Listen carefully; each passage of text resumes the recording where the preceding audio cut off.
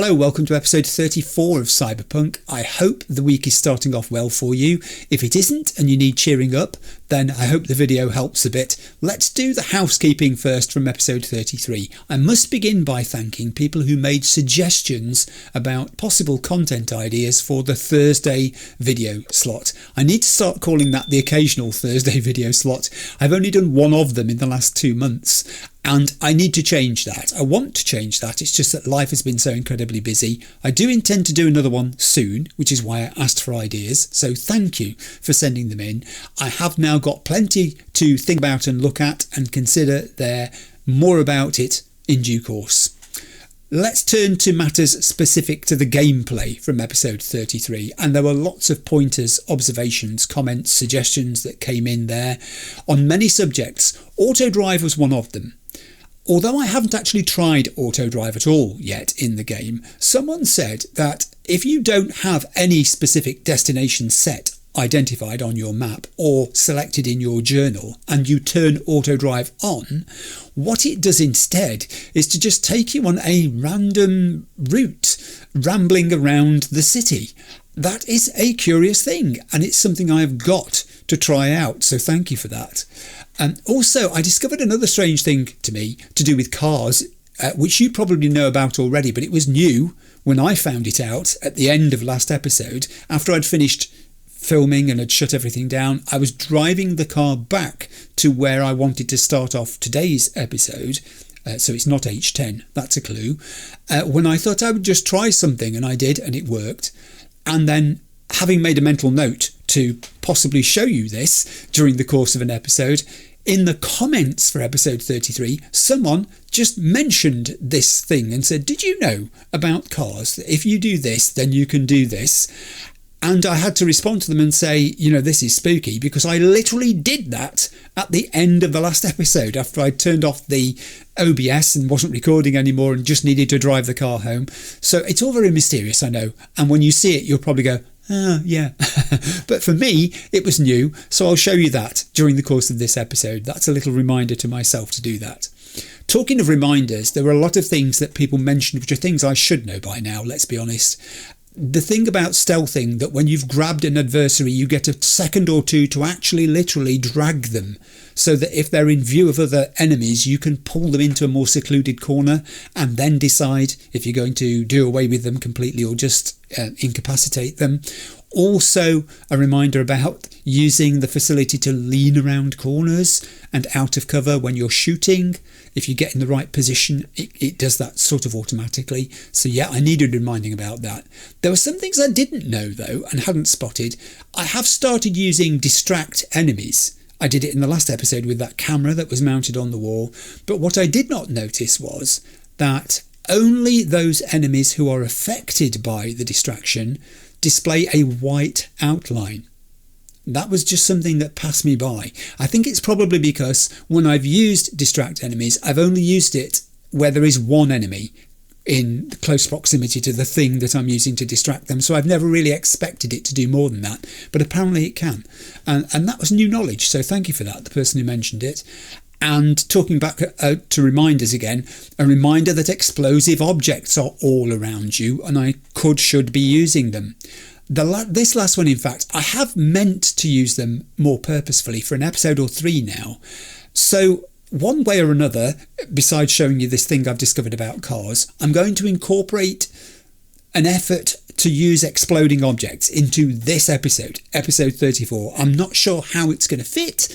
I'm not sure whether I'm going to get much opportunity, but it's a challenge to myself to find the opportunity and use it. So keep your eyes open for that.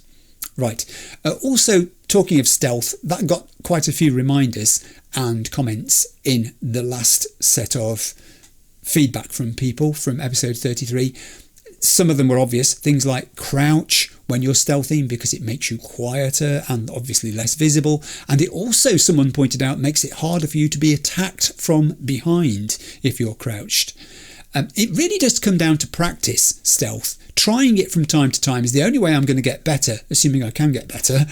The odd thing is, considering it often involves getting quite close and personal with enemies, When the right opportunity presents itself, I quite like the uniquely tense, tingly sensation that being sneaky and creeping around bad guys like that and then taking them out brings. And it's even stranger to say that when I think back to when I first began this game, and it was the quick hacks that I very rapidly latched onto as my salvation, the thing that I thought was going to almost exclusively save me and get me through the game. Now I'm finding that I'm mixing in, by choice, more conventional weapon use, and yes, stealth as well. Who would have thought that I would do either of those two things way back in episode 2, 3, 4, whatever it was. So yeah, it's a very satisfying thing to do. It might be that V is in some ways something of an all-rounder after all. That's a new thought. Also thinking of things that happened in episode 33 and slightly before that, a couple of curious developments. The fact that we discovered that evidence of Joanne Koch, I think her name was, at Biotechnica, and the fact that she had been experimenting, it seems, with biological weapons, that seems significant. Someone mentioned it in the comments that, you know, her name keeps popping up. I don't know why as yet. And also the fact that 3 episodes, it may have been 4 episodes back, we found a communication suggesting that the workers leader, and I think his name, correct me if I'm wrong, was Ivan Sidorov, was organising mass support for Peralez and decrying Holt's corpo connections before this current quest line began. That seems quite an interesting coincidence too. Maybe we'll find out more about that as time goes on. I don't know. Maybe both of those things will come back in the future. I have no idea. There were a number of comments about the fact that I'd started the Peralez quest, or should I say Peralez, apparently. I say Peralez. I'm waiting for someone else in the game to say it the same way, and I'll feel vindicated in that. This is clearly a favourite quest among many of you. I can see why. The Peralez characters are very well drawn. Their situation, Mayor Ryan's death, go right to the heart of how Night City functions / dysfunctions, how the various power factions within it vie for control.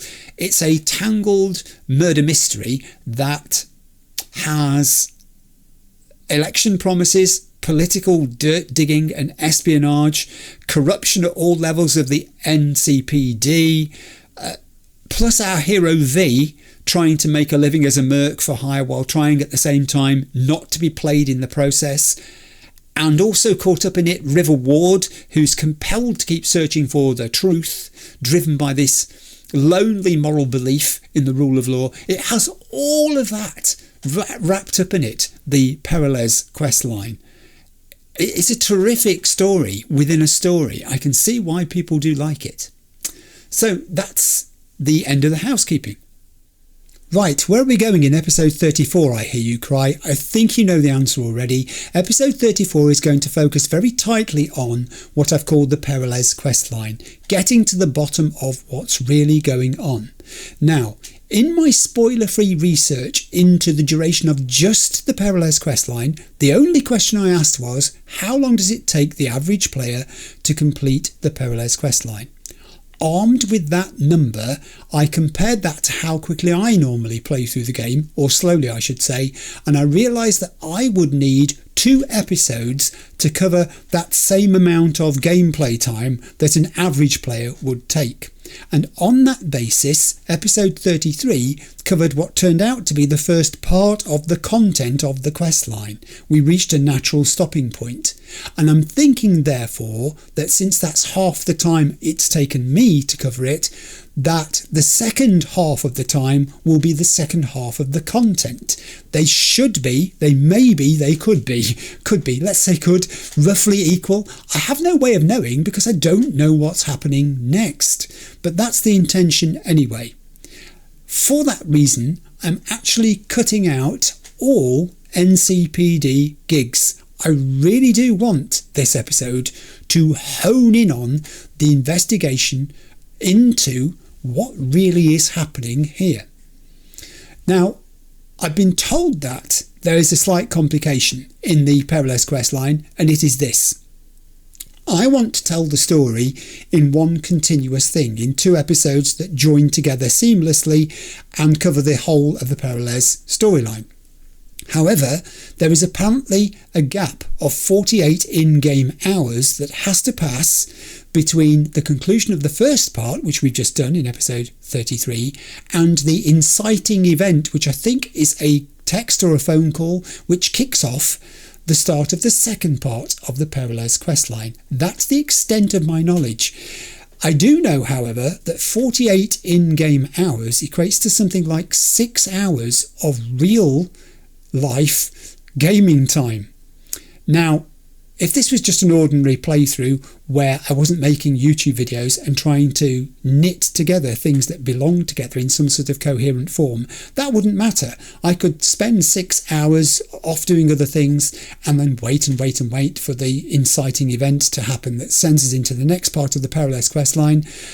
But this is not a main character's questline. In many parts, spread over lots of episodes, the Peralez questline, because I know about the duration of it from the question I asked, will fit neatly into 2 episodes, and that's exactly how I intend to do it. I want episodes 33 and 34 to be congruent in terms of content. They are going to cover the Peralez questline when you put them together.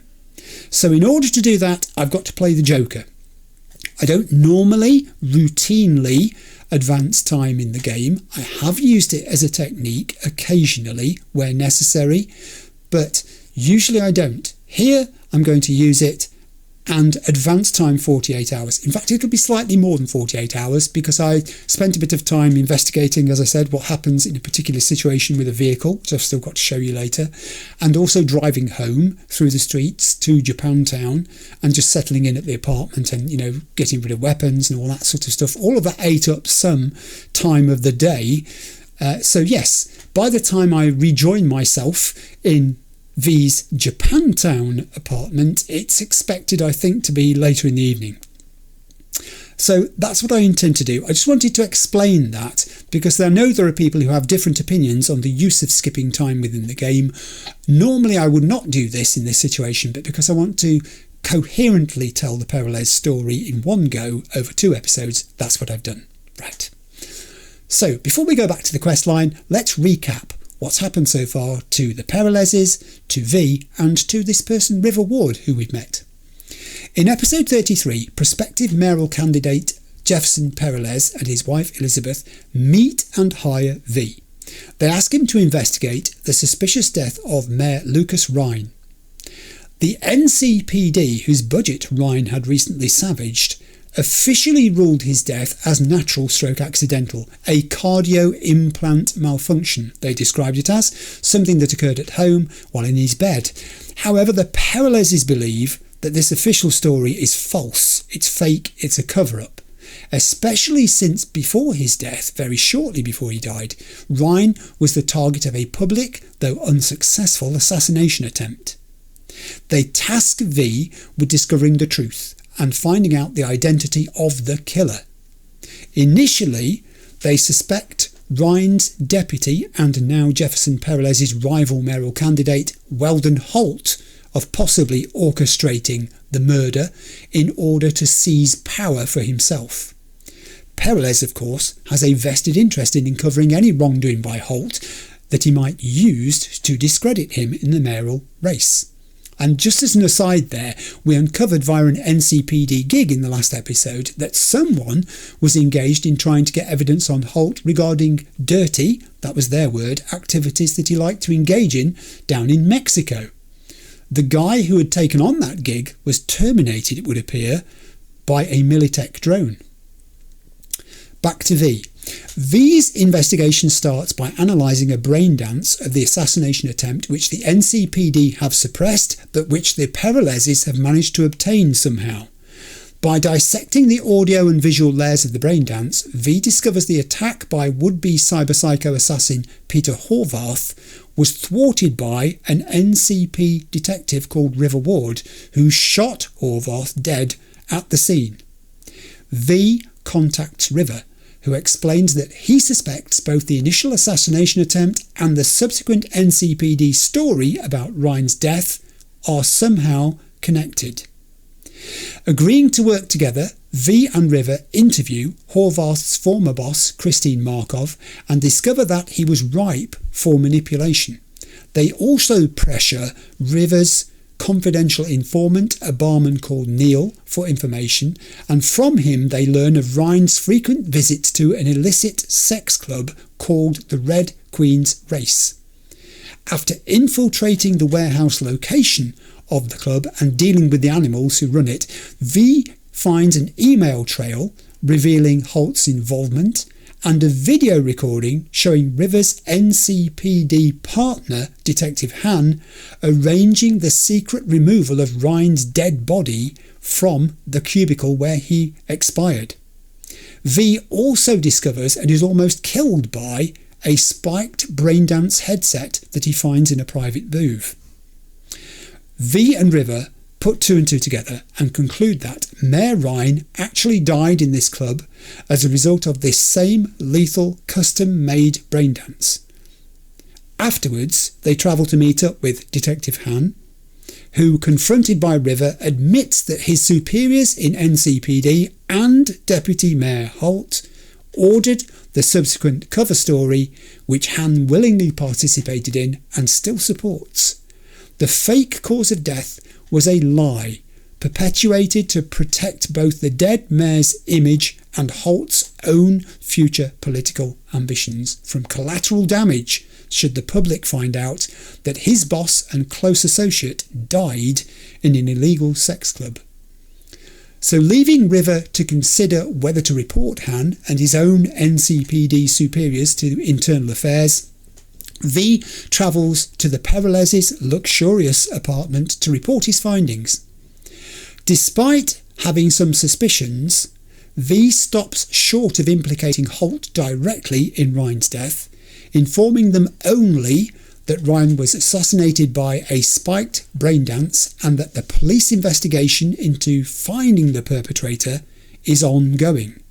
V conceals that he is secretly troubled by inconsistencies in what he and River discovered, including the true source of the lethal braindance and the identity of a mysterious intruder who gained access to the Red Queen's race shortly before Ryan's murder.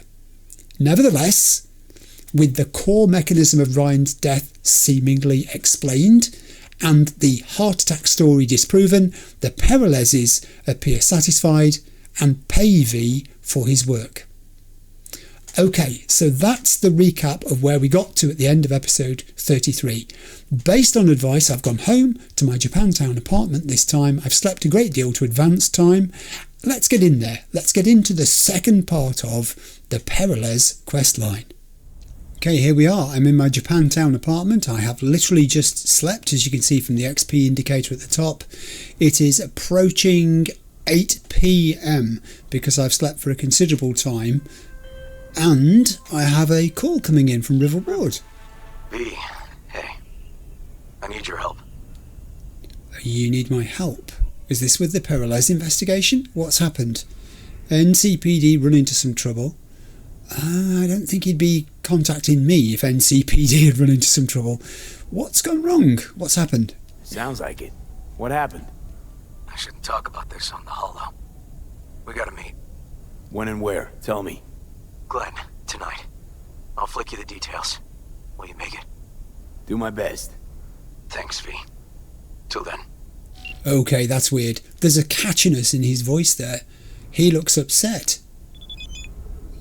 Oh, and he's sent me the deets already. Meet me in the evening, it is evening, on the corner of Pacifica Boulevard and Market Street. And he can't talk about it on the holo.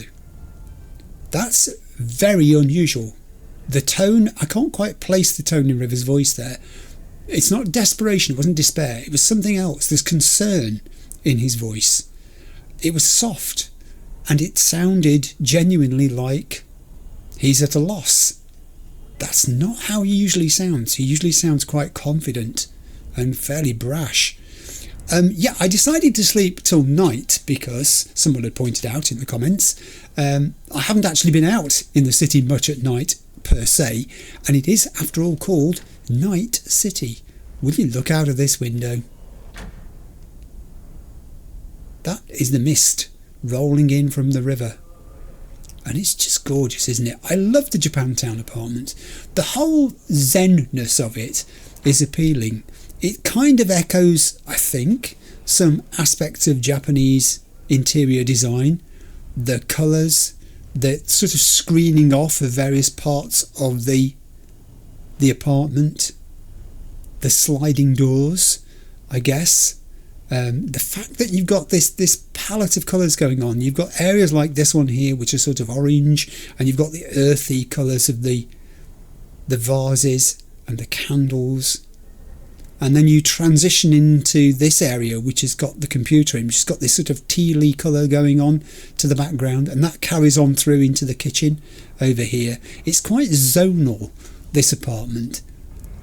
The thing is, when V first moved to Night City, he had not a lot of choice. I think he had to find an apartment quick, and I think H10 was the first one he found. And it's basic, it's quite sterile, it's functional, it's utilitarian, it reflects the area in which it is situated. But then he has matured, his tastes have changed, and now in the Japantown apartment, even with the little fly there which is trying to get itself zapped as it's flying about in the distance, in his Japantown apartment it's like he's grown up. It's like he is a night citizen now. He has preferences and tastes. He has things he likes. The H10 apartment never feels to me like the sort of place where you would find it relaxing. You'd want to spend time. It's very much a place to go, sleep, shower, eat, crash, do the other stuff and be out of there. It's not a place to find yourself, to just let the cares of the day wash away from you. This, on the other hand, is sumptuous. Look at it. It just feels so completely restful, even with, you've still got the encroachment of technology here. You've still got the screens there doing what they do. But even with that, the jaunty angle of the posters, the reflective surfaces of the cushions, scattered, literally scatter cushions as they are, the fact that this apartment is interactive. You have a guitar you can play, you have a record player that you can actually put music on, you have a games machine, for instance, an arcade machine over here too, that you can play a game on. It's more lived in, this apartment. It's just got that feel about it. And I think you can see more of the outside world too. I know the windows are looking out on, a curving road that's moving up, and the infrastructure, the superstructure of these big towers here too. But you just also get the feeling that this is where people are. And I never quite got that feeling once I was upstairs in H10. I love this place, I really do. Now, whilst I'm in my apartment and before I head off to meet with River Ward in the evening, because it's only 8:27, I want V to take a shower. I tried this in the last episode and it didn't work, the thing that I was hoping to show you, so I'm going to try it again now. And I'll think about River and how concerned I am about him while I'm doing it. I am worried because there's something not quite right in the way that River contacted me then. If this had been about, it didn't happen. The thing I wanted to show you didn't happen. I'm going to keep trying. The thing about River contacting me about the Peralez investigation is that he would, I suspect, have been matter of fact about that. He's angry about the Peralez thing. Unless, of course, he's gone to internal affairs and something has gone wrong. Maybe it's about that. Oh, now I have a new thought to worry me, as if I needed another one. Okay, so I'm going to leave my apartment and head off to see R. Ward, because I think this might be the kicking off start point for the next part of the Peralez questline. I'm not sure, but I have received a call. Take me to the lobby. The scratches on this lift are very, very concerning. Someone may have been trapped in here at one stage. They were so relieved to get out, they started to eat the wall on their way out of the building. That guy's still there by the fried ants machine.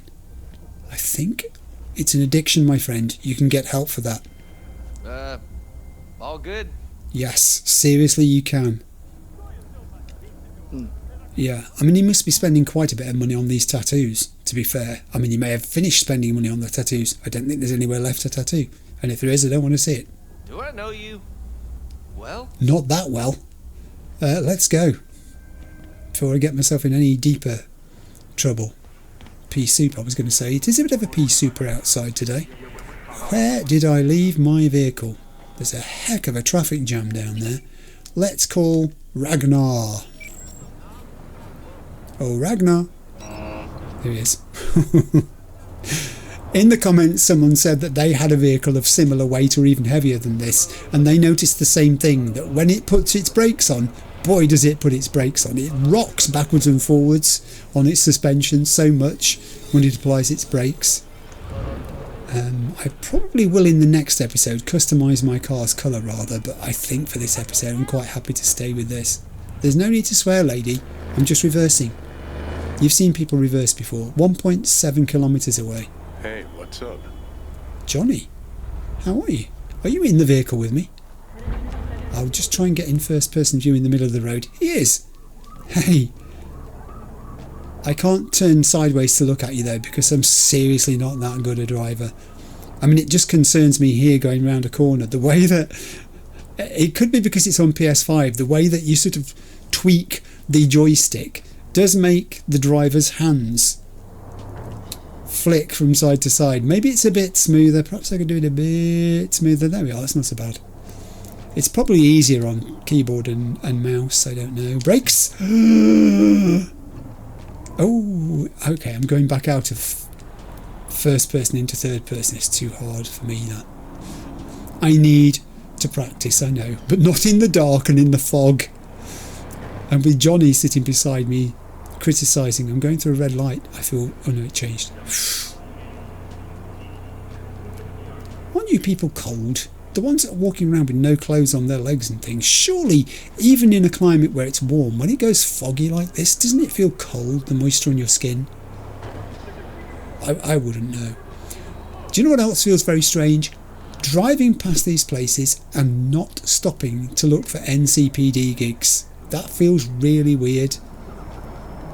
But you know, every time you do something new, it's an experience, isn't it? I just thought for this episode, I would, as I enter Vista del Rey, not allow myself to be distracted.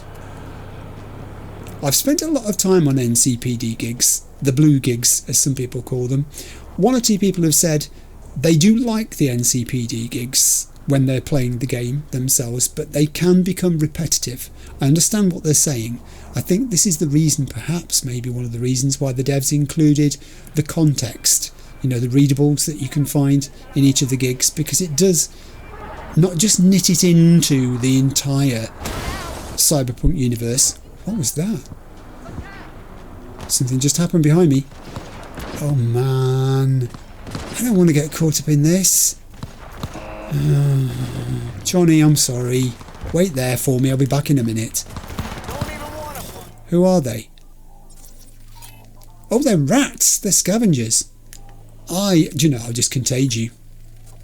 I can't... Can I see the one over the top of there? I'll contage that one as well, because there may be a third one over the far side who's not showing up. Let's go. Yeah, there is. We've got two of them. The third one I think is being dealt with by... Is that NCPD? Who's the guy with the gun there? No, it's a gang war. It's Mox. Oh, now, out of respect for Judy, I'm leaving them alone. Mox. I wasn't distracted by an NCPD gig, and I am on my way to meet with River Ward, so I'm not worried about that. The NCPD guy is literally just walking off down there, completely unconcerned by this. She's not going to take exception to me, is she? If I were to appear on the scene? I think she rather might. Come the fuck out! Oh, it's not me. No, it's not me you're looking for. I'd love to loot those bodies, but I do not want to incur your wrath. It's very dark. Everything's fine. Everything is fine. Is that it? Is it stand down? I think it is. I think they're departing the scene. I'm going to let them go. Well, of a sort, they're departing the scene. What's the business with crashing into that vehicle? Would it help if I moved it out of the way? No, they've gone. The Mocs are leaving the scene. The Moxmobile, a Supron FS3, in production only until 2059, front-wheel drive.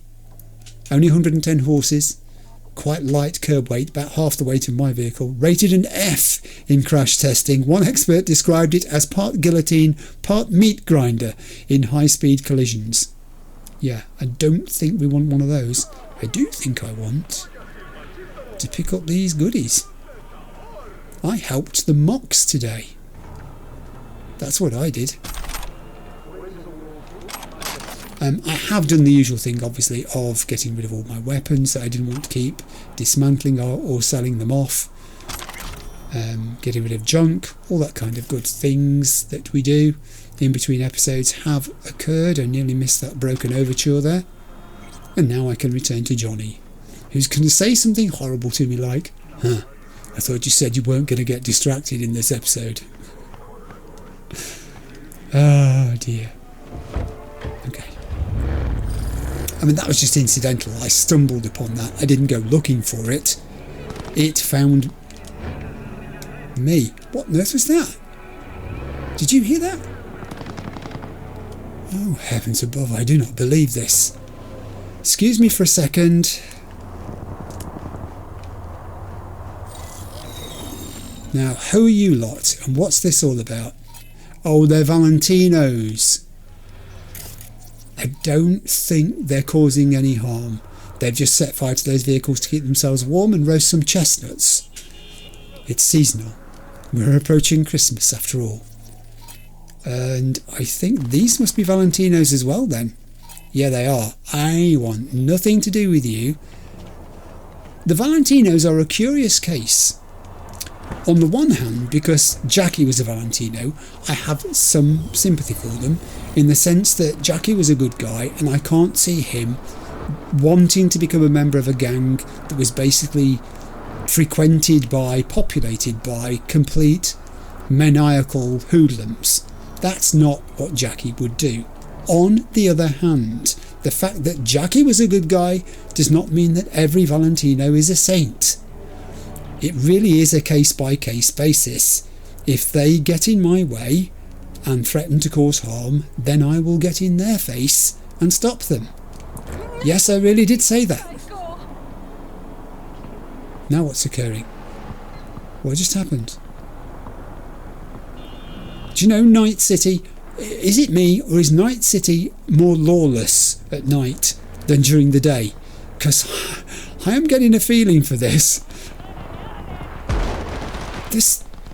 Oh, I know which one that is. That's the NCPD gig where they're tackling the guy. I've been there before. Probably for 2 or 3 times. I've gone past there now and said, no, not going in there again. Besides which, anyway, I've reached where River wanted to meet me. Sit and wait for River. Okay, well, I'll get out of my vehicle then. Press the horn first. I'm going to leave it parked here, it'll be alright, I think. Which is more than I can say for me. If I don't look where I'm crossing the road. That was going very fast, that little green sports car thing, wasn't it? This is a busy road. I might have to go in the gap between the traffic. Ooh. Sit and wait for River. I don't know why, because it's evening already. Hang on, who are you 3 over here? I mean, I know where I am now. These are Valentinos as well. Interesting. I'm going to come back and sit down there in a second to wait for River. I'll just have a quick wander around and do a bit of exploring first, I think. Because it's night. Look at the colours of the adverts. Whoa, the fogginess of the... what? Hello, V. Hello? Jefferson? Listen, I need your help again. Matters private. Sure, okay. What's it about? Not on the hollow. Come by. I'll lay it out. Explain everything. Right. I'm going to say, because I think this is the quest trigger, not, therefore, the one that I... Yeah, shush. Yeah, I'm listening. I'm thinking. I don't think it is the river one. I think that might be something else. Got your back, Jefferson, not to worry. Great. We'll see you here then. Remember where? Of course. Be there in no time. And a new job called Dream On has gone into my journal, which I'm going to switch to tracking journal. I think that river task is something different. Also, there was a bunch of text there which I need to read for that.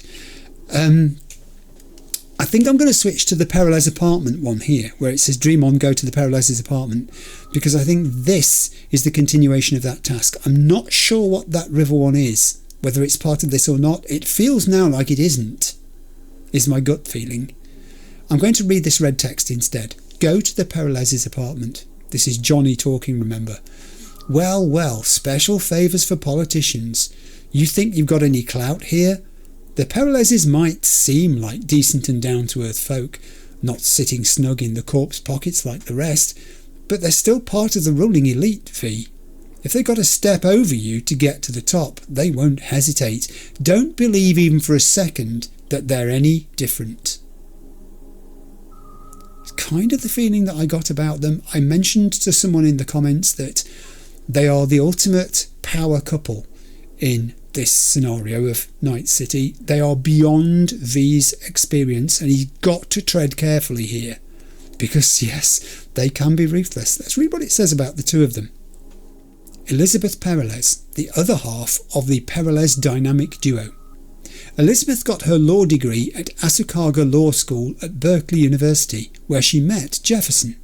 She practiced law for a few years before she quit to support her husband's campaign for mayor of Night City full-time. Elizabeth is remarkably poised, self-possessed and emotionally restrained. Her natural home is the courtroom. In spite of that, she comes across as genuine and sincere. She's uniquely capable of juggling her husband's idealism and the harsh reality of Night City, which is probably how she's survived in politics. Elizabeth and Jefferson also have a grown-up daughter, Zoshi. Okay. Let's read what it says about Jefferson Perelez himself. Jefferson Perelez, lawyer, former district attorney and now a councillor on the Night City Council. He is currently running for mayor of Night City. Jefferson was born into a poor family and was mostly raised by the streets. Despite that, he managed to get a scholarship and eventually a degree in law thanks to his discipline, his intelligence, and maybe a bit of luck. Jefferson is a dyed-in-the-wool politician who can bring himself down or up to anyone's level, though he can be forceful when things get serious. In his heart of hearts, he's an idealist who just wants every poor kid to get an education and have a better life. Okay. So, interesting. Jefferson, having been poor himself, has empathy and sympathy with the continuing situation for kids now in 2077. He wants to change that.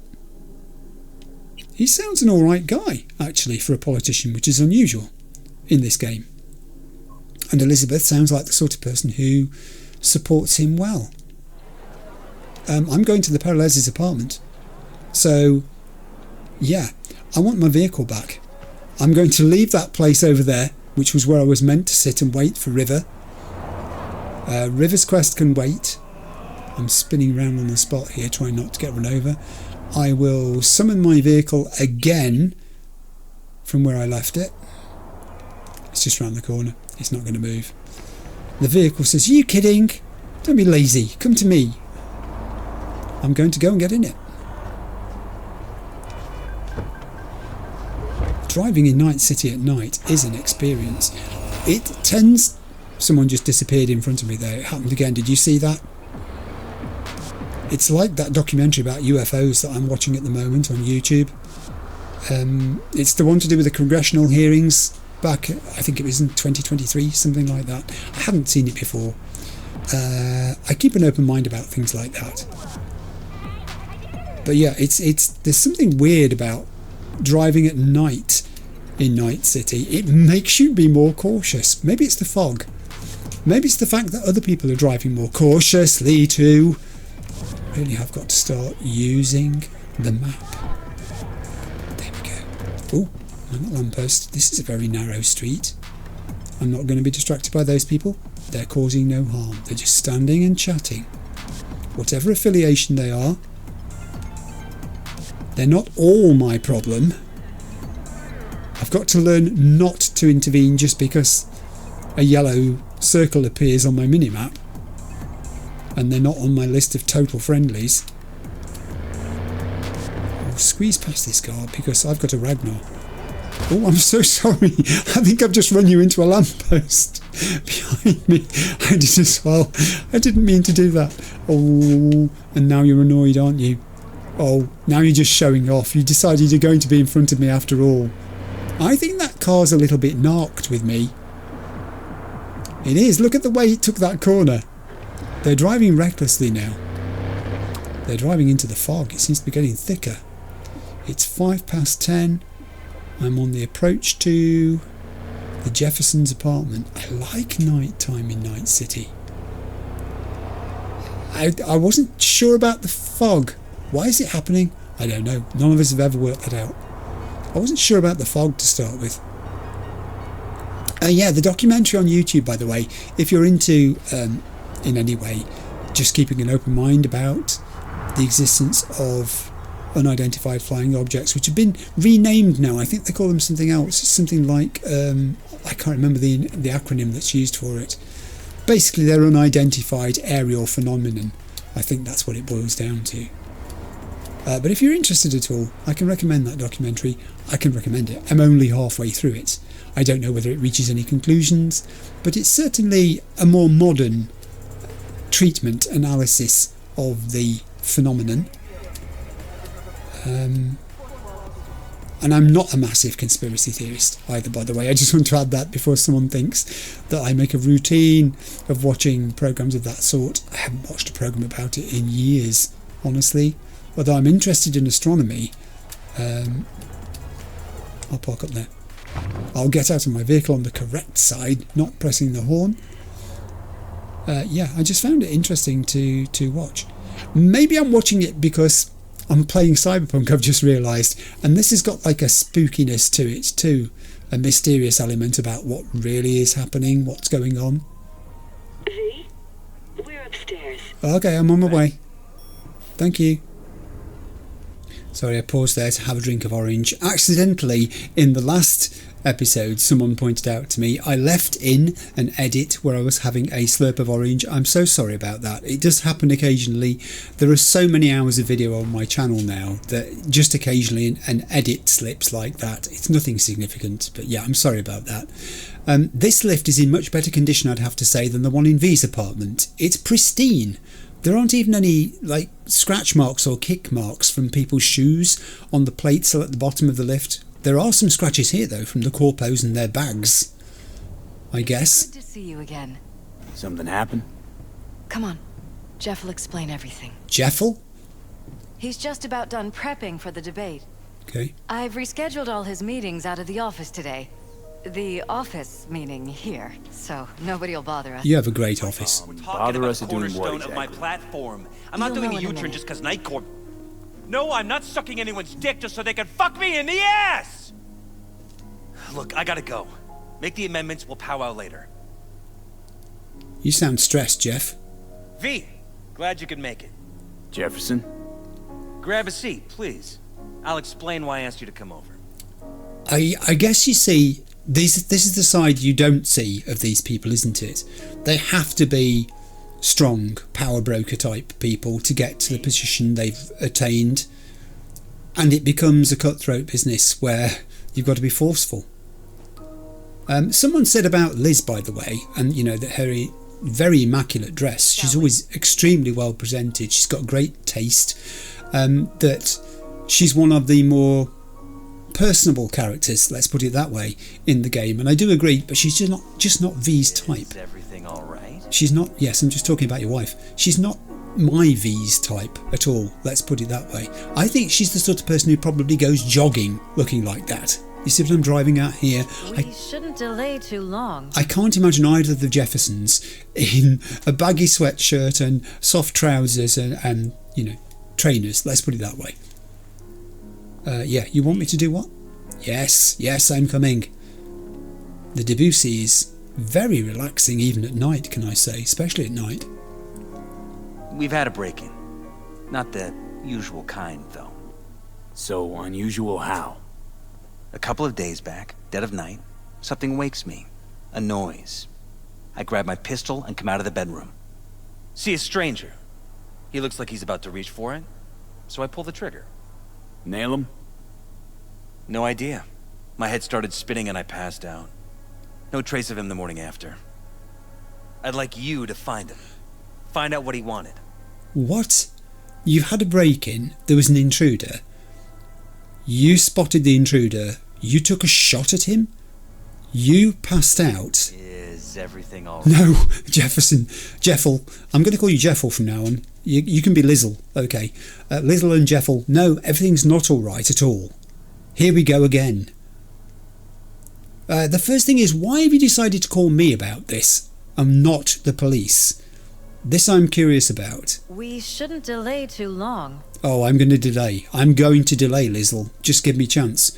And you passed out? Why have you called for me? Why me of all people? Wouldn't you rather have a detective look into it? Prefer to use tried and tested contacts. Can't blame you. Okay. Former mayor's death? You unraveled that mystery. I trust you'll be able to crack this one as well. Well, I sort of did unravel it to a degree, but I didn't tell you everything that I found out because I might have been telling you stuff that you would jump to conclusions over and use as ammunition, unfairly possibly even, to the extent you would have used it, yes. Do you know, I'm going to pop back to do this. I won't do it now because it's interrupting my train of thought. I'm going to take a photograph of these two because they are literally, just look at the way they're there. This is, every time you see them, it's like they're presenting themselves, isn't it? It's almost as if they've had the media education saying you must sit like this and you should position your hand like this and turn your face thusly and, you know, be sort of 2/3, 3/4 with your shoulder leaning towards the camera. It's a deliberately sort of structured composition. Look at them. They literally are framed, aren't they?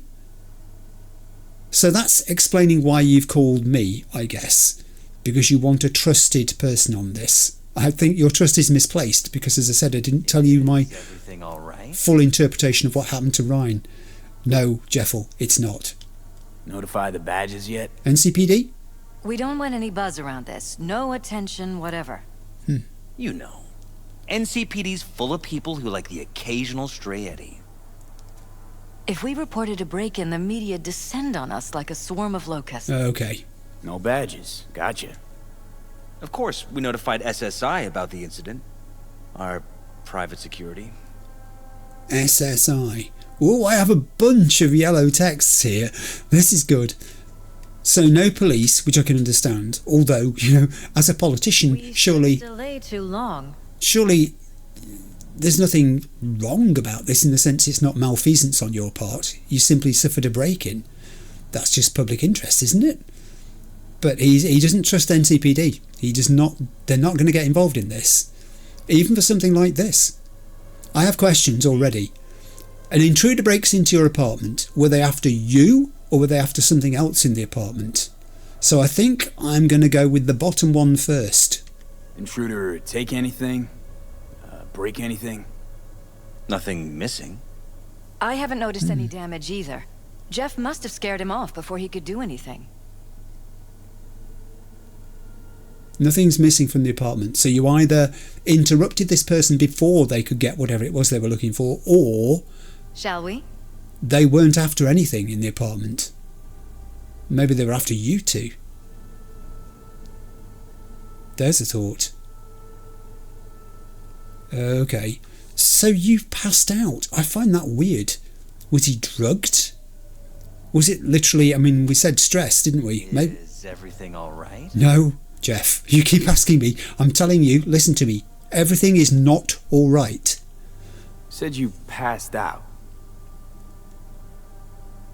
He does not look well. That's right. Just after I fired. What then? Nothing. I woke up in bed the next morning. Killer headache to boot. Any idea how you made it back to your bed? Nope. None. Elizabeth's at a loss too. Elizabeth's at a loss too. You didn't even wake up while all this was going on? We shouldn't delay too long. Oh, I don't count this as delaying. I count this as being careful. I have got to be so careful of you two. You present as very friendly, open, honest, outwards towards me at least, up front, but I don't know you. V? In fact, I guess you know me better than I know you because you did some research on me before you engaged me. You must have done. How else did you get my contact number? So this intruder who you encountered and took a shot at, explain to me what they look like. What did the intruder look like? I can't remember much. It was dark. He was wearing some sort of mask. Okay. Or was it an implant? Couldn't really get a good look at him. Elizabeth didn't see him either? Yeah, Elizabeth. I slept through the whole thing. Election season takes its toll on you. Your husband gets out of bed, takes a gun and shoots at an intruder and you hear nothing? You slept through it? Shall we? How can that possibly be? Being tired is one thing, but sleeping through a gun being fired, your husband then collapses wherever he is at that point, somehow makes it back to bed and you still don't wake up? Security looking at this? Say anything? This is where things get a little weird. A little? They claim there's no sign of a break-in or of a shot being fired. Security cams didn't record anything. Guard outside didn't see her. What? Hear anything. They suggested Jeff must have had a bad dream. Convenient answer. Liz gave security the day off so I could call you in. This, security outfit, SSI. Who are they? Been on the market the last 15 years. They have clients across the city. If memory serves, they came recommended. An acquaintance. You think SSI might be behind this? Oh Lord, I have no idea. No clue yet. Certainly true. Doubt it? I don't know. I don't think I can doubt it because I don't know them. Could be, could also be someone behind SSI. Everything all right? Please don't keep asking me that, Jeffel. So you, after you collapsed, you got back to bed, you woke up the next morning with a splitting headache. So were you drugged? Was it the drug wearing off that the splitting headache reduced came from? Please, Liz, I'm trying to think. SSI was recommended to you by an acquaintance. They've got clients all over the city, presumably clients like yourselves, who are rich, powerful, influential, in positions where they can exert some direction on what happens in Night City. Who recommended SSI to you? This could be interesting. I'm going to say no clue yet because I really haven't. I have no idea whether it's anything to do with them. Jefferson, there's your question, Jeffel. No clue yet. Anyone besides SSI come to mind readily? Could be the same people who were behind Mayor Ryan's murder. True. Or Weldon Holt, Jeff's opponent in the race. The polls have him trailing Jeff. True. But it could be anyone, really. Jeff has many enemies, a lot of them powerful. We could sit here naming names all day. I see. I see. That's why I called you, V. I need you to find out what the hell's going on. I get it. I'm the outside contractor in this. You're not sure about SSI. You're not sure about anything. But I'm the untainted one. I'm the one that came in from the outside, bringing no baggage. Could it be Weldon Holt?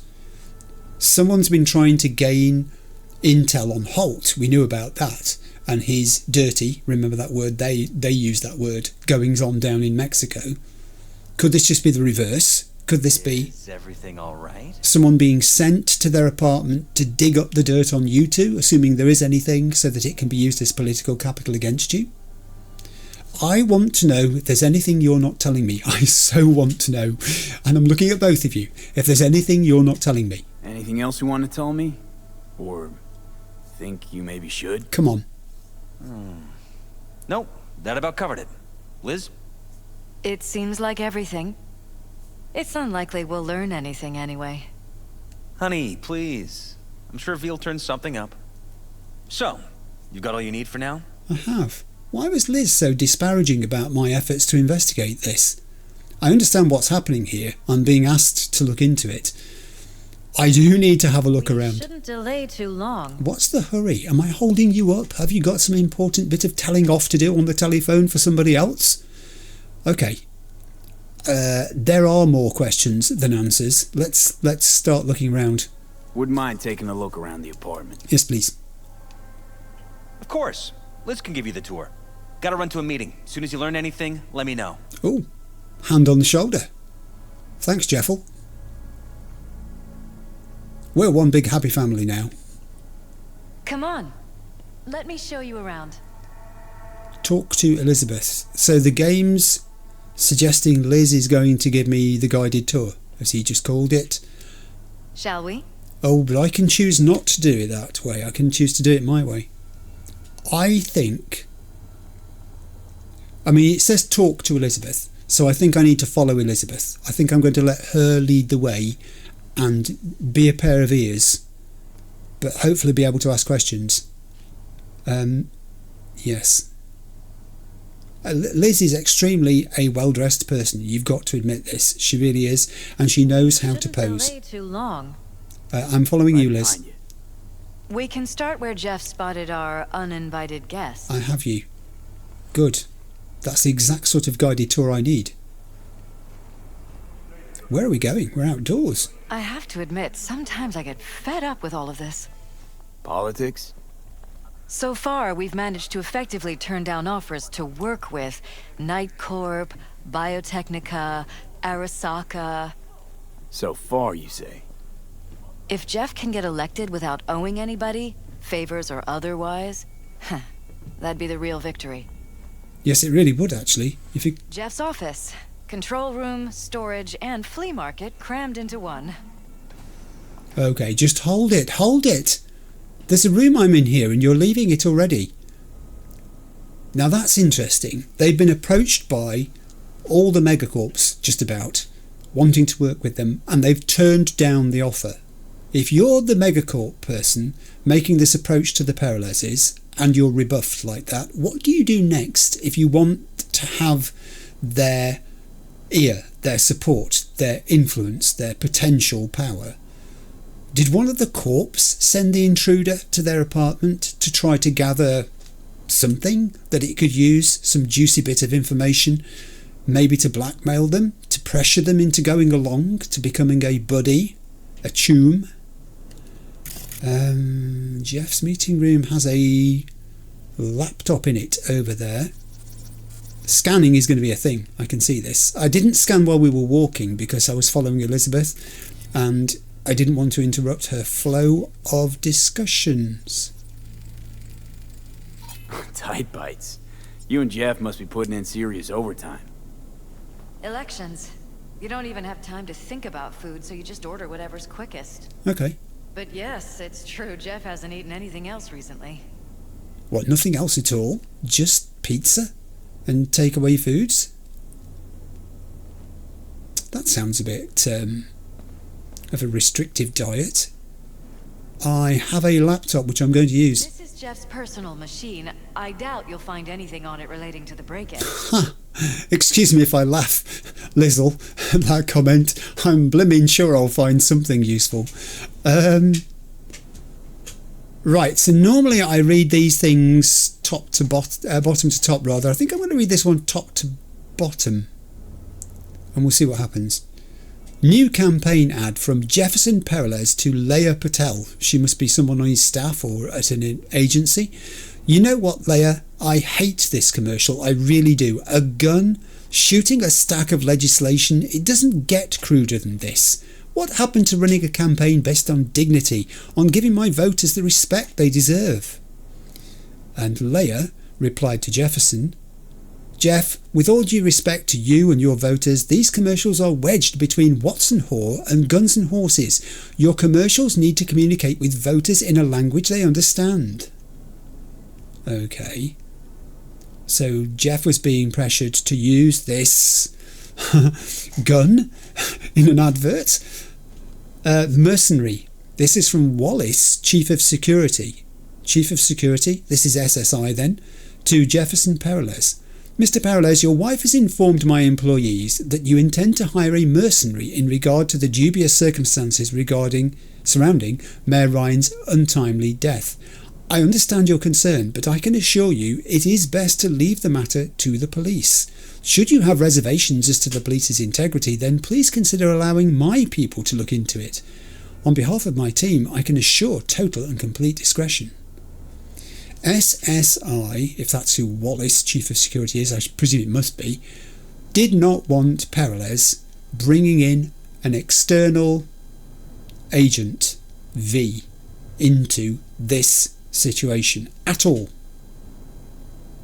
They even offered to do it themselves to look into Ryan's death rather than have Peralez go outside the closed circle of trust. Yes, good movie. Debates important concern. This is from Eric Boucher to Jefferson Perelez. Hey Jefferson, I need you to toss a glance at some of the key aspects of the programme. In particular, my suggestions concerning their anti-corporate stance. I feel like we haven't been on the same page about certain things recently. Jefferson replies to Eric, Eric, your tactfulness can sometimes be seriously annoying. Eric replies to Jefferson, as your chief advisor, I feel obliged to tell you this, Jeff. I know how important the public's perception of you is, but if you continue to antagonise the corpse, you'll be depriving this campaign of sources of potential funding and leaving us vulnerable to attacks by much more powerful actors. Don't make matters worse, Jeff, please. And Jeff replied to Eric, it's a question of sincerity, Eric, of staying true to one's ideals, not about pandering to the public. Besides, do you think I'm some kind of amateur? I know where the limits lie, and the corps know it too. I know how the game is played. Set your mind at ease. Good night. And Eric replies to Jefferson, fair enough. It's just that lately you've been acting a little bit unpredictable. Don't get me wrong, I know it's a position that's taken us a long way. I'm just worried you'll cross the line at some point. Anyway, remember to get a good night's sleep. You'll need a clear head. Okay, so Eric is like his campaign manager, I guess. They're not seeing eye to eye. This is Eric to Jefferson. What happened? Jeff, could you explain to me why Leia's still here? I thought we let her go. Did something change? And Eric gets a reply from Jefferson. I don't follow. What are you talking about? Eric to Jefferson. Well, she's just here, like nothing happened. She sent me a new ad today that apparently you approved. Am I going crazy or something? Jefferson to Eric. Eric, what the hell are you on about? Who told you to fire her? Because it most definitely wasn't me. If you've something against her, then speak up. As far as I'm concerned, Leia stays. Not like she was going anywhere to begin with. Pull yourself together, Eric. Eric replies to Jefferson, okay, I must be imagining things. Forget I brought it up. Leia, the girl behind the advert with the gun, was about to be fired. Jefferson did not like the advert. Jefferson, according to Eric, gave the instruction for Leia to be fired. But then Leia wasn't fired. And now Jefferson's saying, it wasn't me. I didn't tell you to fire her. I'm quite happy with her. She's staying. And poor Eric, his campaign manager, whatever he is retreating into a position where he's saying, all right, okay, I got the wrong end of the stick. But he knows he didn't. That's very strange. That is really weird. Files. Oh, this is the commercial. This is the... Oh, no sound. Okay, we're going to have to imagine what's going on then. Ernest, both hands on the desk, posture forward, purposeful, leaning into the camera, striding around, a lot of gesturing, pent-up energy, smacks his hands together, shifting weight from one foot to the other, symmetry about the use of the hands. Now he's going into this head to one side, fists. It's me, the thumb towards it. I'm the guy who's going to change this, trust me. The appeal with the open hands to the camera. The gun. Whoa, that's what he didn't like. And yet that's him. Wow. I mean, this is like a blast from the past, isn't it? This is Wild West. He'll fight for you. Whoa. Okay, and then it replays. Okay. Actually, there was net there as well, which I ought to just check out.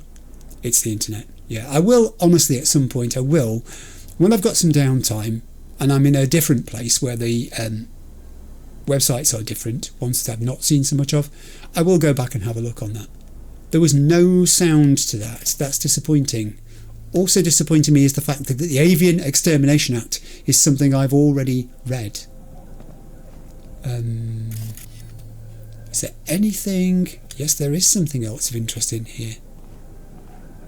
I've seen the pizza. What's this? Oh, posters. Vote for Peralez. We're paying the staffers and for the campaign out of pocket. And we keep all the campaign stuff here. It's cheaper that way. Okay, I can understand that. You're reducing your overheads. Great. I have a door over here. You'll just excuse me if I follow this door. Okay, this leads to the outside world. A little bit of the outside world. It's very, very dark out here now. This is a tiny little balcony. I guess I could jump over there. I'm not going to because I don't know what is beneath me. That thing may or may not be bearing my weight. I like the LED highlighting to that. Isn't it great? LED. It's probably not LEDs by this stage of the game. I'm with you, Elizabeth. It's okay. I'm here. I'm with you. Which way are we going, by the way? This is more of the same. More takeout food. Heck of a lot of takeout food. And a picture on the wall. Seems a happy fam. That your daughter? Sachi. Oh, we miss her. Her studies took her abroad. Huh, where to? Europe. An excellent school. She'll get a good education. I know it's an ocean away, but with Jeff running for mayor, it's just safer this way. Define safer. Are you talking about physical safety of your daughter? Are you talking about the fact that during an election campaign everything is regarded as a fair target and the media would focus on her? You do seem, for people who are in the public eye, media averse. You didn't want the NCPD involved because you thought they might in turn leak this to the media and then there'd be media involvement. Elizabeth Perelez. Lizzle, as I may call you. Examine the apartment. I am examining the apartment. She's following me. I'm going to go this way through this door. Where is this? There's a very large screen there, which smart glass can be remotely activated. What room is this? This is a bedroom. Oh, with a scannable by the bed. It's a photo frame. Oh, it's a wedding picture. Wedding pic. Interesting backdrop. This is... I wanted blue roses, so we ordered a whole truckload. Blue roses. What, you sure? Because the roses in this picture look pretty red to me. Oh, of course, you're right. They didn't have blue roses, I forgot. You forgot the colour of the roses used on your wedding day? I find that astonishing that you would do that. That's so incongruous. What else was in here? Oh, I have a readable. Oh, it's been so long since I've actually found a readable I can read. Read. America, A Prophecy. Is this the William Blake poem? I'm not well versed in Blake, but I do recognise the title. This is about the revolution, isn't it? It's about the progression from overcoming evil systems, I guess you'd call it, and yeah, a sort of future that is more optimistic, perhaps. Maybe I may have the wrong end of the stick. I've got to say, I'm not a Blake proponent. I'm not well versed. The terror answered, "I am Orc. Read round the accursed tree. The times are ended, shadows pass, the morning gins to break, the fiery joy that arisen perverted to 10 commands. What night he led the starry host through the wild wilderness. That stony law I stamp to dust, and scatter religion abroad to the 4 winds as a torn book, and none shall gather the leaves. But they shall rot on desert sands, and consume in bottomless deeps, to make the deserts blossom, and the deeps shrink to their fountains, and to renew the fiery joy, and burst the stony roof. That pale religion, lechery, seeking virginity, may find it in a harlot, and in coarse-clad honesty the undefiled, though ravished in her cradle night and morn.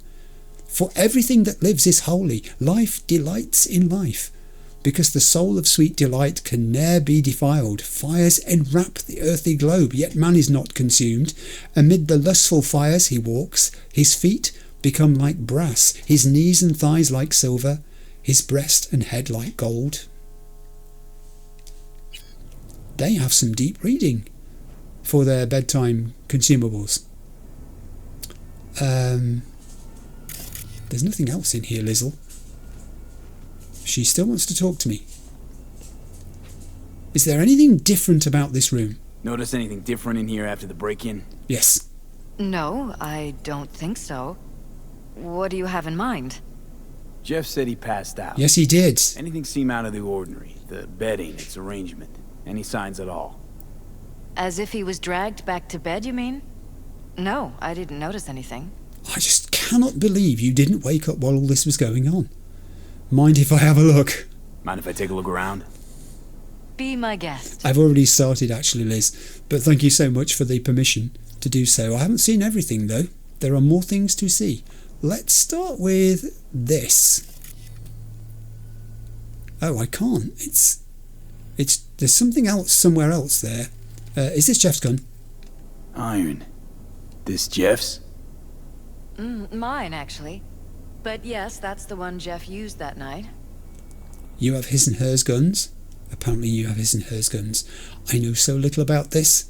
You can probably tell. I think that other scannable is actually not within this room. I think it's outside. So ooh, can I just say, what a terrific view you have from virtually every aspect of this apartment. That's superb, isn't it? It just feels cold.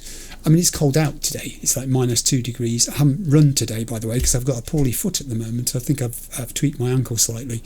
But it just makes you feel cold looking out there and seeing that greyness and the steely blue. Okay, so... Oh no, it's doing the same thing. It's looking through the wall to the thing I've just scanned. I thought that was openable. I thought that was because it looks vaguely yellowish, but I think it's just a gold inlay in the wardrobes causing that to occur. There is another room here though. Nothing else to scan there. That screen I know about. Open. Bathroom. A very nice bathroom, but apart from... Actually, first time I think I've picked something up for a while. Nothing else to see. What was I saying about views?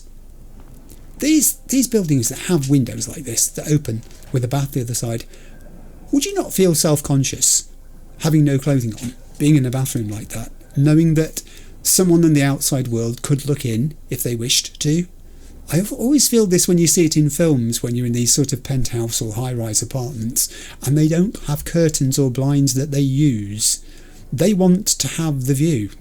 Again, We have not one but two glasses, which may tell its own story. I say no more. Liz does not want to talk to me about the bathroom, unsurprisingly. Okay, let's go out. I think I want to return to the corridor. Now, we came through this door, didn't we? Yes, from there. And this door takes me where, please? Okay.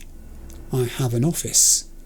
So this is either Liz's or Jefferson's office. I have a computer. I have a readable which I can't read because I've already read it. It's California After Dusk. Oh, it's the life of Richard Knight. Interesting. Let's use this laptop. Notice she isn't telling me anything about this laptop and not using it, so I'm going to read it. Oh, Dad's campaign. So this is to or from Zoshi, then. Dad's campaign from Elizabeth to Zoshi.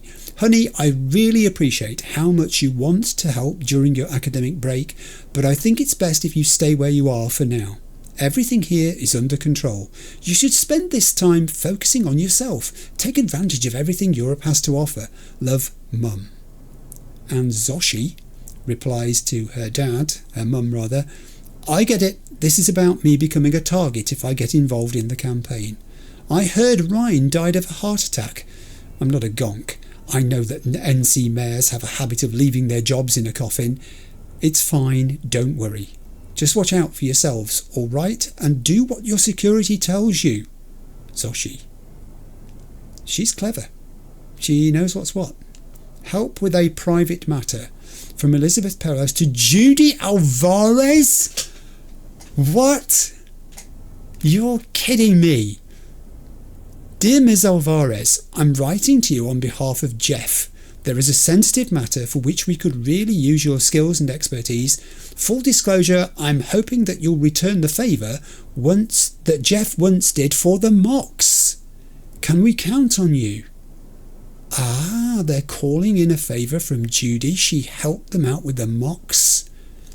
Jeff helped her out with the mocks. From Judy Alvarez to Elizabeth Perelez, re-help with a private matter. I wonder what this is. Is this to do with the brain dance of Ryan's demise? Is it to do with the brain dance of the attack? It could be both. From Judy to Elizabeth. I'm not sure if I can right now. Can I ask what this is about? Elizabeth back to Judy. It's about a certain brain dance. I'll be honest, the matter is of a highly delicate nature and discretion, as much as professional analysis, is paramount for us. Time is also of the essence, so I'm hoping for a prompt reply. It goes without saying that you'll be well compensated for your trouble.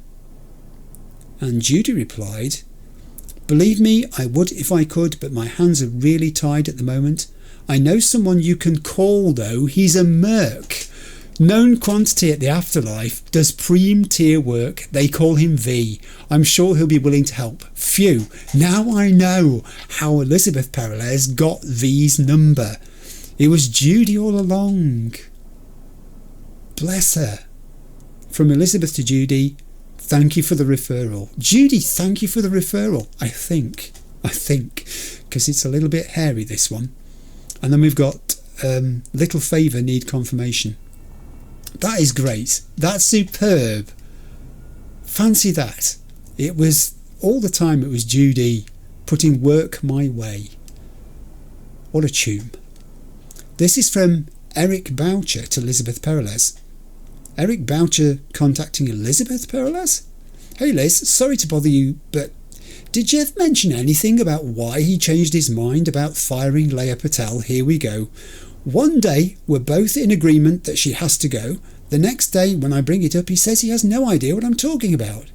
To be honest, this whole situation baffles me a bit. From Elizabeth to Eric. Don't worry about it. Jeff explained everything to me. The truth is, what you agreed on just slipped his mind, plain and simple. Stress, I presume. In any case, certain circumstances have changed in favour of Leia remaining where she is. Please excuse Jeff and let's just all put this matter behind us. Eric to Liz. Understood, thanks for clarifying. That sentence is intriguing. Certain circumstances have changed in favour of Leia remaining where she is. One minute he wants to fire her, the next minute she's a fixture. Okay, she puts it down to stress. It slipped his mind. He didn't remember that they'd agreed that Leia had to go. That's so bizarre. Let's get out of here. Literally, let's get out of here. What's that you've got on there? I think it could be like a hair product of some sort. Maybe. Disappointed about that readable.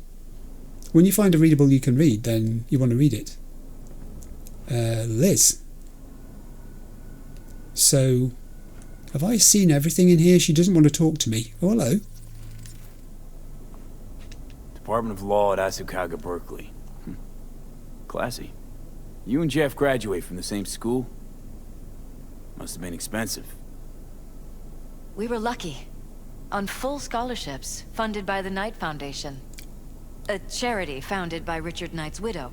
Right. They helped a lot of underprivileged kids with ambitions. So two things. One, that might explain why the readable that was there by the side of that computer. Obviously, Richard Knight is a big hero of theirs for what he did for them both. And two, it sounds like they both came from underprivileged beginnings, rose through the system to get where they are today. That takes a degree of determination and, dare I say it, ruthlessness as well. Wow, Liz. Big impress. Big impress. I'm going to stop for a comfort break and I'll be back with you in a second. What's that? Bullet holes? Bullet holes. Caulked up. Someone tried to patch up the bullet holes. Assuming neither of you had anything to do with this. No, of course not. Okay, so it says foreign metal object detected. That's obviously the bullets. They've left them in there. Fresh paint's been applied. It's been plastered over. Recently, someone's tried to hide the bullets, and on the floor we have bloodstains. Not quite scrubbed clean. Where's the blood from? It yours? I'm 100% sure it's not ours. Maybe the intruders?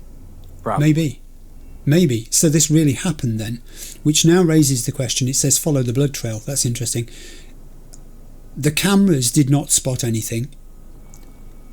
Elizabeth Perelez did not awake during this altercation or after it. Security, presumably there were people around, didn't hear anything or spot anything. Very, very strange. Follow the blood trail.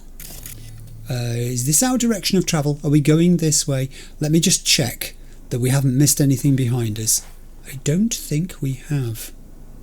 Where does the door go at the end of this room again? Please remind me, someone. It takes me to a very short outside area, of course. Right. Okay. Let's go back and we will...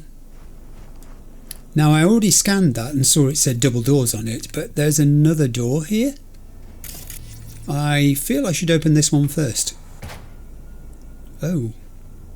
Alright. Stairs up and down. And down. I'll take the up. Elizabeth, follow me. Is she following me? You're welcome to go up to the roof if you want. I'll wait here. Sure. She's not following me, which would tend to suggest there's nothing of huge import for me to find up here, but nevertheless, I can go up here, so I shall. This looks like the leisure area. Maybe not an entertainment area, although I don't know. There is a bar in the corner.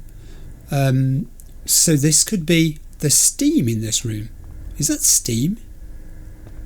I think it is. Okay then. So, on that basis,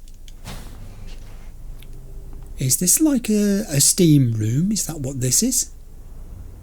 Is it a sauna of sorts? There's a place for you to hang your clothing. Maybe it's just a changing area. I don't know. It could be.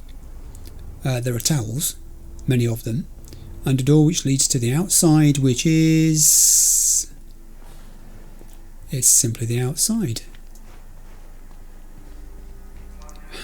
around to this side, we can see the many other high-ranking people with their expensive apartments, none of them I think quite as luxurious as this one, looking out on what will be, when the sun rises, because it's only 3:48 AM, an absolutely gorgeous vista. You can see for miles from this height, and the colours would be sensational, I'm very sure. When the sun does get up and hits it, you're going to see the gorgeous ochre colours of the hills, the mountains, the ridges and all the rest of it, the desert areas. It's just a thing to behold, isn't it? When you have the money the Peralezes have, this is what you get to see every single day. But yes, around in this area we have a pool with 2 drinks strategically positioned on a tray nearby. We also have a lot of greenery affording some degree of privacy, at least from prying eyes. 3 lounges, which makes sense. Mama Bear, Papa Bear and daughter when she's around. Another entertainment area where we can literally lounge and relax. And I'm guessing this just continues round without revealing anything too much, because she did not want to follow me. There is indeed the private landing pad, which is all theirs. Alright, that was entertainingly useful. I mean, if someone were to try to gain access to their home, I have to say I don't think it would be terribly difficult. These areas, this area particularly, has no security camera. There was one out near the landing pad, but there's nothing here. Door? Hi. Oh dear, she got tired of waiting for me. I've been up there. I've just been up there. We're going this way through these double doors. Let's go. Right, so I have another set of stairs leading down. That's good. God, I can go everywhere here. Another small balcony area outside with seating, a bottle. It's just going to curl round, but it's the same immense view. Actually, we're closer now to the apartments of other people opposite us. I do wish that curtains and blinds were a thing in this game. It just seems to me weird, as I've said, that, you know, people would not have them for the sake of their privacy. Apparently it's not something they're concerned about. So we have follow the blood trail. Do you know I haven't been doing that? Yes, I have. And blood on the door too. You really did hit this person. You really did wing them. Open the door. I have another room. I'm still following the blood trail, but I have other things lighting up too. Such as, for instance, this. Broken. It was fine a couple days ago. We rarely use it, though. Johnny. What's the... She's going that way. I'm not.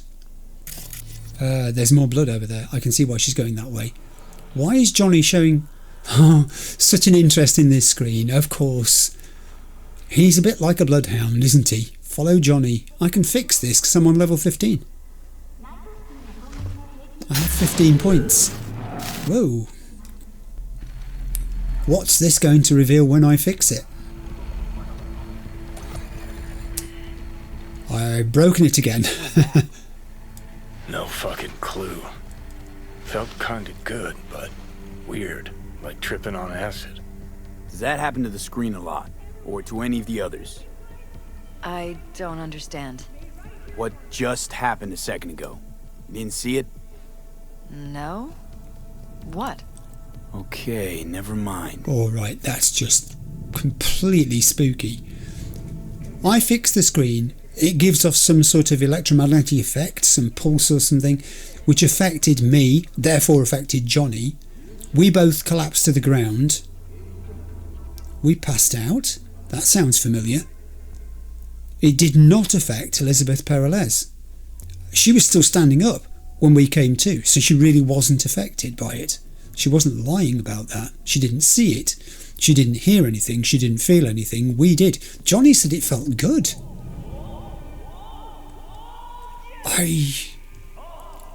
This whole place, the more you go into it, the further you delve, the more inconsistencies there are about it. And now it's turned itself off again. Blood. So I got the blood. Where do we go next? I have 2 doors, actually. I have a door. I have a door. Why is this door concealed? Where? There's no door here. Scanner's showing something different.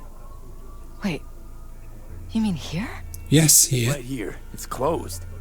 Previous owners leftover, maybe? No. Open it. Somehow, please. How do I open a door that I haven't even got a... It's not even got a... Worth checking their office downstairs.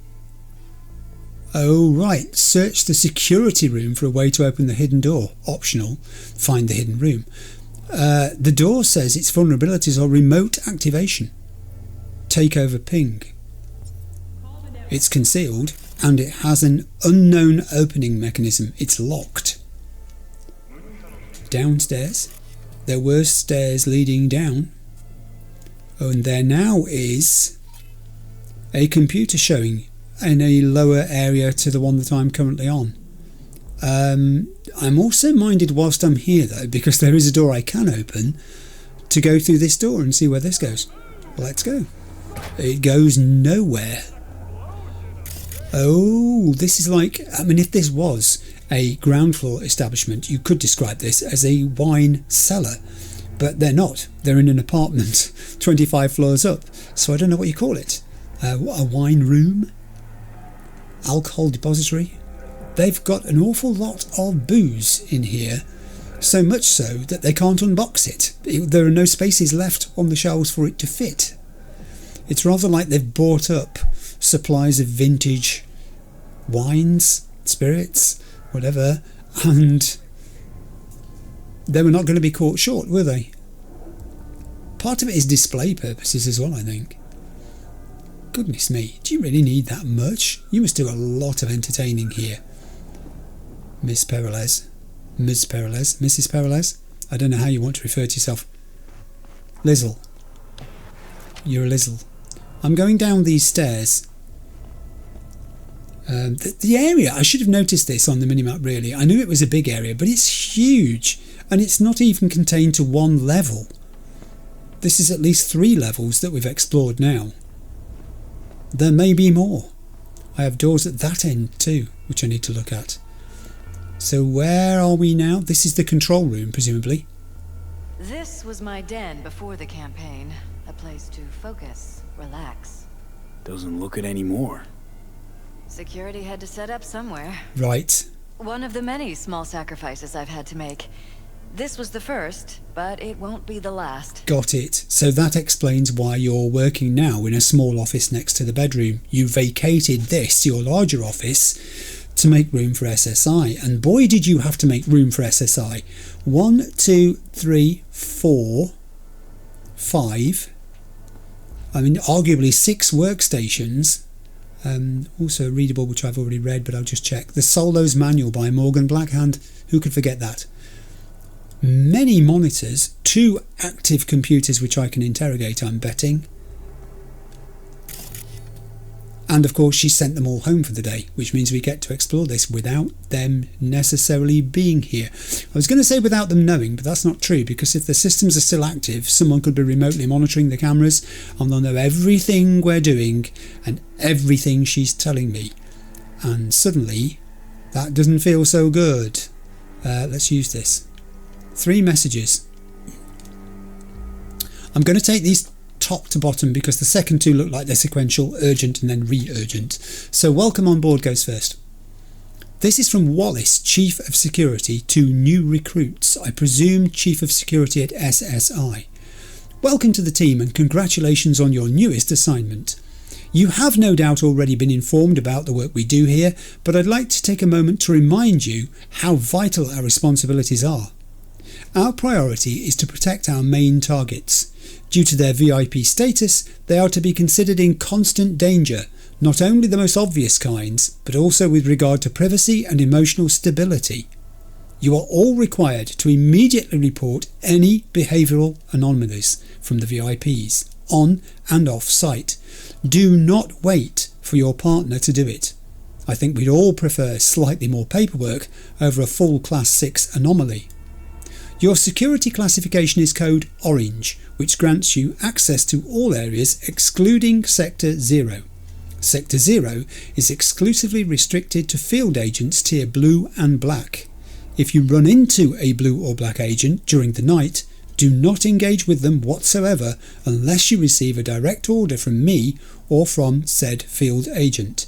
Follow the above rules and will ensure further continuation of the operation and security of our VIPs. Operation of? You operate machinery. Right, so they have, SSI have Blue or Black agents patrolling during the night. Is that what they do? I'm guessing Sector 0 must be the publicly accessible areas of the building. In terms, not publicly, but you know what I mean. The areas, the living areas in which the Peralezes move around. But why would security agents not be allowed into the living areas of the Peralezes during the night? Why would they be wandering around in the house during the night? Ugh. Urgent accident from West Security Officer to Wallace Chief of Security. We have an urgent situation on the main site. There was a behavioural anomaly during maintenance works and a Blue agent was injured by target Alpha. Alpha is secure, but Blue 66M is in critical condition. I am requesting emergency access to Sector 0 in order to retrieve medical supplies. Blue agent was injured by target Alpha. Target Alpha must refer surely to Jefferson himself. So this is the agent. The person who was shot was an SSI agent. Alpha is secure. Alpha is secure. Was he knocked out? Put back in his bed? Woke up the next morning with a terrific headache? Response from Wallace, Chief of Security. Employees knew about the break-in. You're telling me they knew about it? Response from Wallace, Chief of Security to West Security Officer. I cannot grant remote access to Sector 0, but the access code to the main room is 6709. That could be the locked room that I've discovered. You can remotely control access to Sector 0 from this terminal. Can I? I've informed management of the situation and a Black Echelon rescue team is already on its way. I don't know that I can I? There's nothing there that says I can access that door from this terminal, but there were two computers. Yes, there very were. Let me use this one. Oh, okay. 6709. 6709. Okay. It's still saying open the secret door, scan to find where the trail of blood leads. Well, the trail of blood stopped there, so, and then it says find the hidden room. They could all be linked. I have two messages. One is on maintenance procedures. Okay. This was from Wallace, Chief of Security, to Peralez Family Security. So this must be like the remote boss sending this message to the local team who were in the Peralez apartment. To all teams, we're coming up to our scheduled maintenance works. You know the drill. Only one necessary agent will remain on site. In the meantime, the security system will be switched off and scrubbed clean. They're removing all traces of what? And this is mercenary on site from Wallace Chief of Security to Peralez Family Security. To all teams, despite making my reservations known, Target Alpha has decided to contact a mercenary to look into a political matter. Though Alpha's worries might be justified, an outsider on site raises serious concerns. If you encounter the mercenary in question, do not talk to them unless otherwise instructed. Regardless, carry on with your duties in accordance with standard procedure. They did not want V interfering, poking around, gaining information. Don't talk to them. That's not exactly a level of cooperation, is it, given that this guy's been engaged by your employer, Target Alpha. Files, I have 5 of them. All of them deleted. They all look like layers of a video. Or 5 different videos. Now I am spooked. I can open the door. It says no power, but I think I've opened it, have I? Because it's not telling me anymore to do anything with it. The surveillance system is online. I can remotely take it over. There are cameras, we know, we've seen them. Let's just check them all. Ah, the sun is rising, as we always knew it would. Anyone landing here would have been spotted. Most of the main area is covered by cameras, and because there are glass windows everywhere, huge glass panels in the walls, I should describe them as, they're more than windows, quite a lot of the exterior of the thing can be covered by the same cameras. Yes, now things start to make a little sense, don't they? Of course, security saw nothing because it was security. They were the ones responsible for this. The intruder was an SSI agent operative. Peralez had no idea that they were doing this sort of stuff during the night. That's my read of this. I don't know whether it's right or wrong, but that's what I think. Okay, that's good. Find the hidden room. Well, obviously I found the hidden room. Oh, I can jack into this too. I probably should, therefore. I'll do that. Alright, I've got a little puzzle to solve. I'll have a quick look at it. Back in a mo. Alright, I think I have this. Let's see if it works. The first one's going to be a bit of a waste because I need to get to here. BD's got to be followed by a 55. It's got to be followed by a 7A. It's got to be followed by a 7A. Has got to be followed by a 55. Has got to be followed by a BD. Yes! Thank you for all that. What did I get for my efforts? Cyberpsychosis crafting spec. And a few juicy components. Thank you. Now, I think we might be ready to go back upstairs. However, there are some doors here. Oh, okay. I don't know what this is. I think I probably should investigate it before we go any further. This is like some sort of rest area, I guess. We've read this. What you see is what you get. What you slot is what you got. In fact. And a kitchen area here too. That's what this is. I think this is like food prep.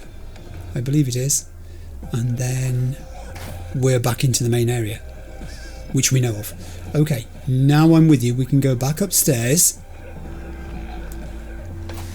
and look at that there hidden room of yours.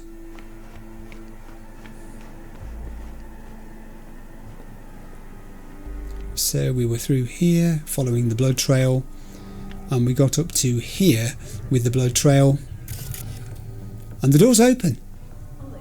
The door's already open. Excellent. Whoa, I have a ladder. Okay. Jesus Christ. Say that again. We're safe putting your security at the top of our list of suspects. Whoa. What does this mean? Violated our privacy. Sons of bitches! Under my own roof! Wonder how long they've been keeping this from you. Too long. This ends now. I'm not letting any more of those freaks set foot! Ugh. My head. Something wrong? Don't worry about me. Do what you have to do. Okay. Now, your husband was clutching his head when I was talking to him too, when he was on the couch explaining what had happened. What's going on here? Scan the strange computer? Are you kidding? Try and stop me. But first I want to look around in this room. Unknown tech. Weird hardware. What's it for? The system To function. the wall-mounted screens. Wonder where else these cables run. Johnny, that's an astute observation. This is the tech that was controlling the screens. The screens were exerting some sort of effect on the occupants. Elizabeth Perelez is not immune to this either. That's interesting. It's not just Jefferson. Maybe that's why she didn't wake up. Perhaps she was sedated in some way by it whilst this was going on. Maybe they both should have been, but there was an anomalous occurrence which they kind of referred to. Peralez woke up and he wasn't supposed to. He discovered somebody in the apartment, one of their agents, doing essential maintenance on this equipment. My God, it looks into their bedroom. I've only just noticed that. There literally was no privacy to be had. And we have a computer. Oh boy. I'm tempted to drink that, but instead of that, I will get into this. Use it. I have 5 messages. 5 of them. Right, here we go. These are sequential because the entries are numbered and the one below this is higher than this one. So I'm going to start with this one. Report Operation Condin, entry 0987. Field Agent Blue 87G to Field Agent Blue 03A. Typical behaviour of the target exceeds acceptable variation range. Alpha has started using stimulants, most likely due to heightened stress induced by recent events. I hereby authorise amplification of neural dampening. They were exerting mind control techniques electronically on Jefferson Perelez and presumably on his wife too. 2 more reports here. This one is from Field Agent Blue 87G 203A. Despite objections from Security Chief Wallace, Subject Alpha has contracted the services of a local mercenary. This qualifies as extreme deviation from acceptable behaviour and brings Alpha's overall stability into question. Emergency maintenance requested. He went off script by bringing in V. Field Agent Blue 89H to Field Agent Blue 03A. Request to proceed with Operation Condin. Target Alpha has been approved. A joint manoeuvre will be conducted with Team Orange. Then we have this one, which is Field Agent Blue 87G to 03A. Mercenary contracted by Alpha has appeared on site. Field agents from Tier Orange have successfully avoided contact. Orange reports that the mercenary does not pose any threat to the operation. Well, no, because he was actually not investigating at that stage anything to do with the apartment. He was investigating externally what had happened to Mayor Ryan. And then we have suspension of Operation Condin. This is from Blue 89H to Blue 03A. An extreme behavioural deviation occurred while conducting planned maintenance procedures. Field Agent Blue 66M was severely injured by Target Alpha and evacuated by Teams Orange and Black. Operation Suspension Protocol has been initiated and only Team Orange is to remain on site. Team Black will continue observation until normal operations can be resumed, which will not occur before the audit and report summary from Team Blue. It really messed with your plans, didn't it? SSI were attempting to control the minds and influence the behaviour, decision-making, judgment, policy, approach to the election, entire campaign direction, in fact. On behalf of whom? Was it them doing it? Or are they just the lapdogs being paid by someone else? At whose behest, if so, was SSI operating? Follow the cables. I have a ladder. Where are my cables? Do I have cables? I have cables. They're in the roof. Yeah. I see them. Twisted pair and fibre optic multi-core cables carrying data and power. They're taking data somewhere?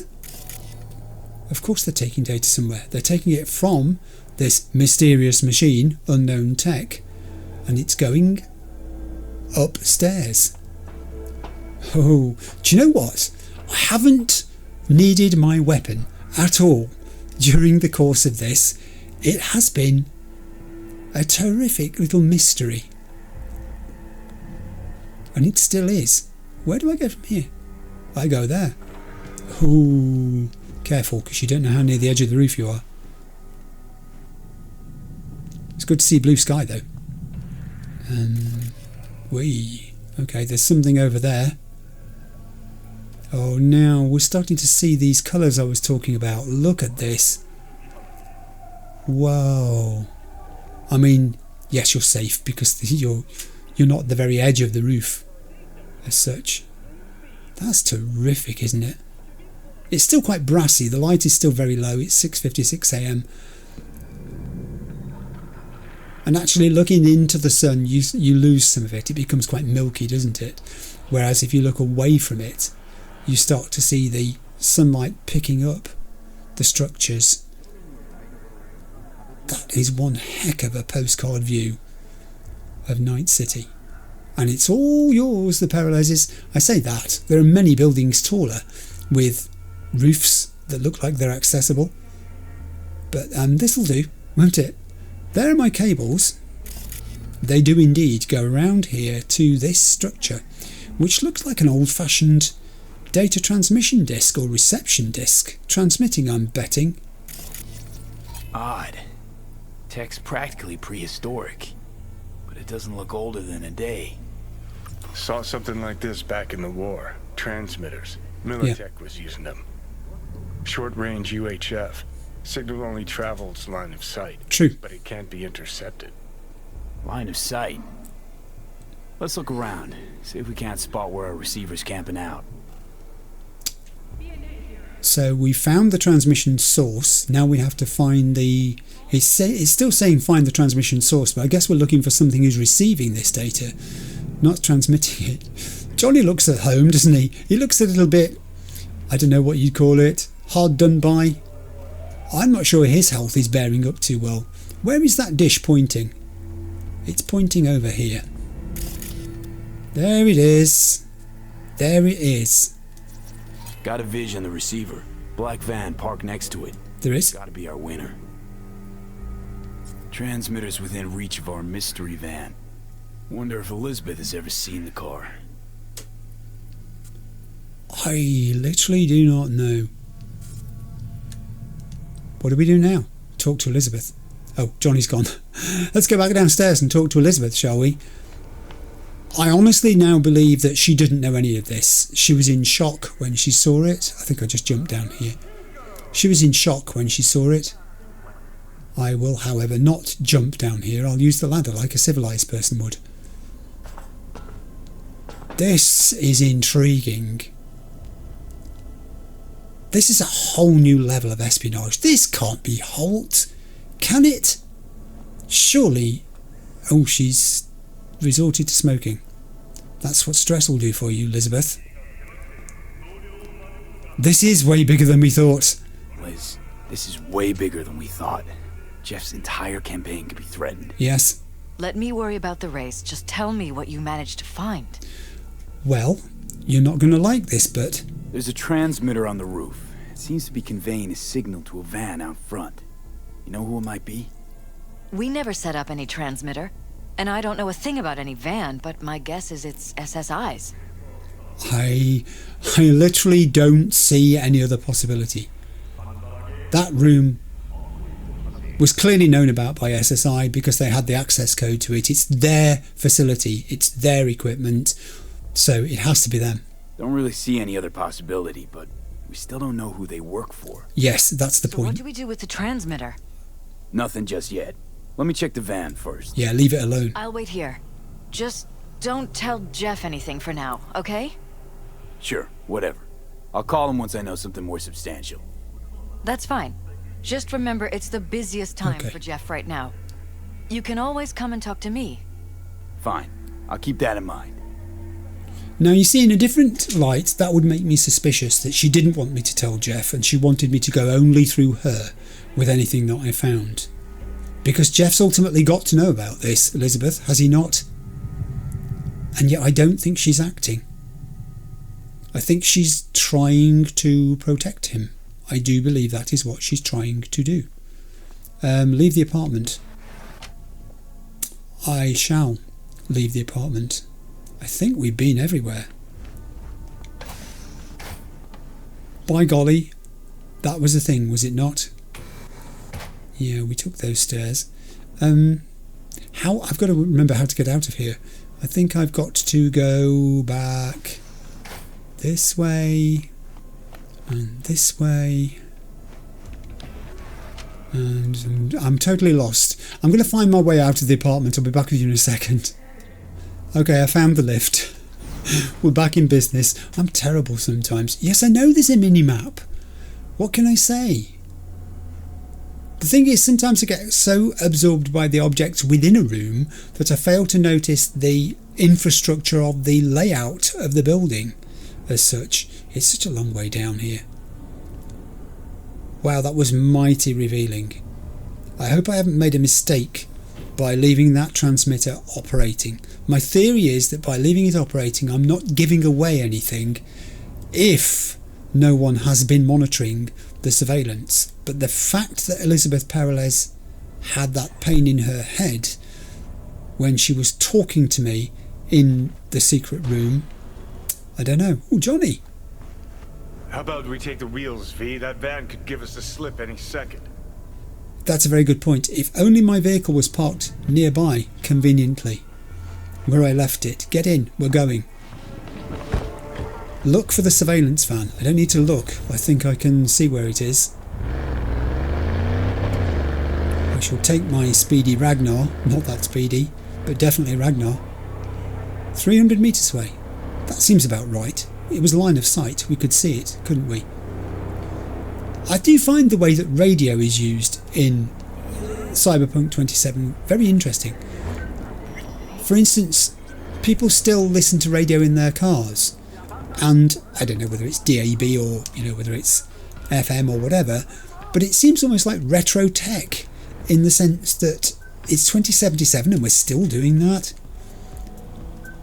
Apparently we are.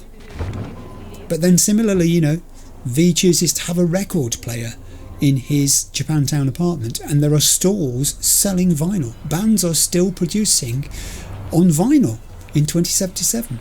I mean, it's brilliant, I think. I think it's absolutely fantastic. There is nothing quite like holding a vinyl album in your hand, having to be careful of the surface, worrying constantly about the state of the stylus on your deck, and because it's quite a hard thing to do, to judge, when do you replace the stylus. Well, I think I can jump up here. I can. Now, what is this structure here? Oh, this will be the receiver that I was looking at. So, now I'm faced with the exact matching decision.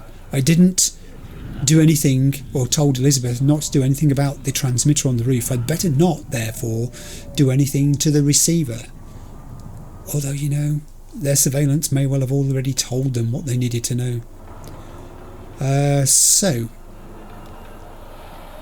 is this just that whoever this is has chosen a rundown part of town to hide their van whilst they're doing their activities? Who are these people? Nobody. Well, I say nobody, I beg your pardon, of course you are. But I meant no one significant to this particular quest line. These are just NC residents. Fidel Davids is just going about his ordinary daily business, as indeed is his good friend Blake Hawkins. Well, I say he's going about his business. Blake looks like he's had better days. He's certainly not having one now. Blake's, I think, hallucinating. This is, I can't possibly say that first name. Is it Wuyaki Bumal? I think it is. Oh, these guys are tombs. Here is my target vehicle, therefore. I see nothing to worry about in this area. There's a few resources down there, but they're nondescript. It's a Ragnar like my own. Jam-packed with hardware. My optics don't see any manufacturer info, or detect any mods. Okay. They don't mass-produce trucks like those. What are they doing? What are they hiding? Earjacking. Huh. Could be the security firm or government. Media scouting for dirt on the Peralezes? Well, whoever it is, our intruder could be in there. I think it's time I went and said hello. I think you could be right. So now this is really weird. So we have the transmitter, which is transmitting data from the Perelez's apartment to a receiver. But we also have a van, which appears to be eavesdropping on the data being received by the receiver. Okay. What do I do? I found the surveillance van. What do you want me to do? It's driving off. It's driving off. We're about to find out. Quick. Follow the surveillance van. I'm going to. Let's go. Don't lose them, V. I'm trying not to. Get out of my way, citizens. Expose a corpo conspiracy here, V. I'm telling you. They're coming out. It could be corpo's spies or who the fuck knows what. We have a chase. This is amazing. I'm going to pick like 50 meters as my safe distance. Not to let them get away from me. If I get too close, I could spook them. If I get too far, oh, it's going to be really hard maintaining 50 meters. They might get away. I wonder if I can fail this quest if they get too far away. I bet I can. I better not crash into anything. Steady. We're gaining. They slowed down on the corner. That made us gain. Steady. Let them move. Let them go. Please don't turn your vehicles in front of me. Okay, they've accelerated. Don't tell me they've made me. They better not have. They do seem to be going quicker. I don't think it's my imagination. I better not crash. Oh, wow. Are they deliberately taking these twists and turns to try and throw me off the scent? Steady. I mean, he's on the wrong side of the road there as well. 40 or 50 metres will do fine. I daren't look at the minimap. I don't think it's showing anything anyway. Okay. That's what I meant by don't. Politicians and see a curated display, but yes. behind the scenes it's all out war. Yes, I think you're right. Citizens don't choose their representatives. Then who? The key players, string pullers. They spy on all the Peralezes, look for weak spots, blackmail, rig elections. Shit. They're taking us into Northside. This can't end well, Johnny. Wait, mind your van. They're getting further away. I need to speed up.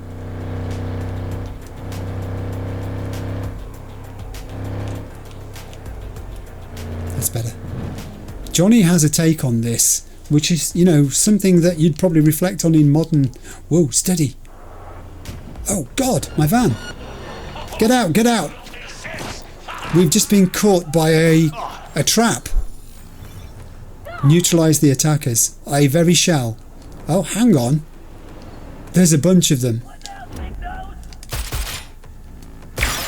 You're neutralising them from a distance here. Oh, this could be fun. And there's me saying I didn't need my gun. I got very much caught by that trap there on the way in. I hope it's not damaged my vehicle. Go! You'll pay for those repairs. Yes, you will. There's going to be a lot of bad guys in here, and I don't mind using conventional weapons. I've talked about this actually in the introduction about how I'd confuse myself but also please myself by the way that I'm willing now to use conventional weapons more, as well as quick hacks. Under heavy fire! Stay with me! You're right, I could be scanning. You're right, I could be pinging. You're right, I could be tagging. But there's something kind of old-fashioned about using your eyes to look for enemies, you know? About just looking for the little identifying marker above them saying, I am here. And I even don't mind that he's taking cover behind there and that now I can't see him anymore. It keeps you on your toes. The music's gone into its combat mode. I can go underneath this. Maybe I should. I've got cover. It's not brilliant cover, but it is cover. Do I have a camera? Yes, I do. Let's ping. I'm going to ping. Hey, get down. What are you doing standing up? Who told you to do that? I didn't tell you to do that. Let's ping, he said again. Goodness me, there's a lot going on in this compound. Oh, you remember I said something about explodables at the start of this? It's just occurred to me. There have got to be some explodables here. Guy's coming for me. Excuse me, I've just got to deal with him. Hi. Oh, he took 3 bullets. That's greedy. I don't mind that the cameras can see me. It's making them come towards me. The minimap is my friend. I think I shall take camera control just briefly and have a quick look around so that we can gauge something of what's cracking off. There are explodables here. Yes, there are. There are things I can overload anyway. Surely there've got to be some things I can shoot. There is my target vehicle. Yeah. There's gunfire raging all around me while I'm doing this, but I'm safe. There I am, look. Hiding behind that crate. Partially obscured behind that crate, not completely. But enough. I mean, I could be spotting enemies. You're quite right, I could. This is a big building, and it looks like we can go inside it too.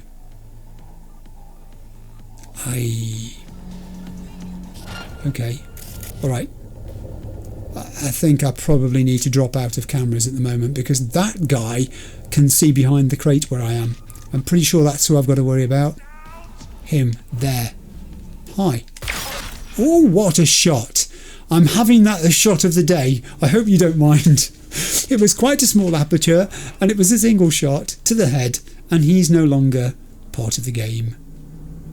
Nice of you to show. That's okay. There's just a tiny bit more, dare I say it, skill in doing that than there is in applying a quick hack. And I'm not decrying quick hacks. I love them to pieces, you know I do. But I also, there's just a little kick you get out of it when something like that goes right. And I know I'm rubbish at weapons generally. I haven't used smart weapons yet. I haven't used tech weapons yet. I'm stuck with the same few power weapons that I really do like. But, you know, it's little steps, isn't it? You've got to be comfortable in what you do. Ooh, multiple people saw me then. I really don't mind the cameras doing this and exposing where I am. I've turned off cameras enough. Wow, look at that. Guy up there. I think I have the gun for you. Where are you? There he is. And come on. Oh, don't be shy. You know you want to shoot me. Just like I want to shoot you. One didn't do the job. I don't think it did. Okay. Hey! What's just occurred? More reinforcements have arrived. Oh, joy! Oh, they're all coming after me. Oh Lord, I think I might need a different weapon. I do of course have my projectile launch system. Kaboom! That did a job. Turn it up. Oh, you picked a bad time to reload there, my friend. Here comes another one on the minimap, rushing to the corner. And action. That's splendid. Okay, the minimap's showing it relatively clear at the moment. There'll be some looting to do. I may do it now, actually. Come to think of it, I haven't really picked up a great deal so far in this quest, have I? Because the Peralez apartment wasn't really giving me very much to collect. We're starting to get bored. Shush. You're starting to get bored? Now, you're just teasing me, aren't you, at this point? Trying to get me to make a mistake. That's what you're doing. Reload. I'm also getting better at reloading before I absolutely have to as well. I occasionally try and remind myself that it's a very good idea to reload the weapon. An empty weapon, not so much use. Hey dude, thanks for the $. Really kind. It's only 300. It's ages since anyone's given me any decent $. They did me a favour actually by lowering the barrier to entry. My vehicle was able to enter and it's affording me some extra cover now because it's a sizable thing. I actually think that I might be done with these cameras. I could just turn them off, couldn't I? I mean, I could turn them off. I could just shoot them and then don't worry about it. Let's do that. I'm not even worried about shooting all of them, to be honest. Let's go over this side. Where are you hiding? I'm not hiding.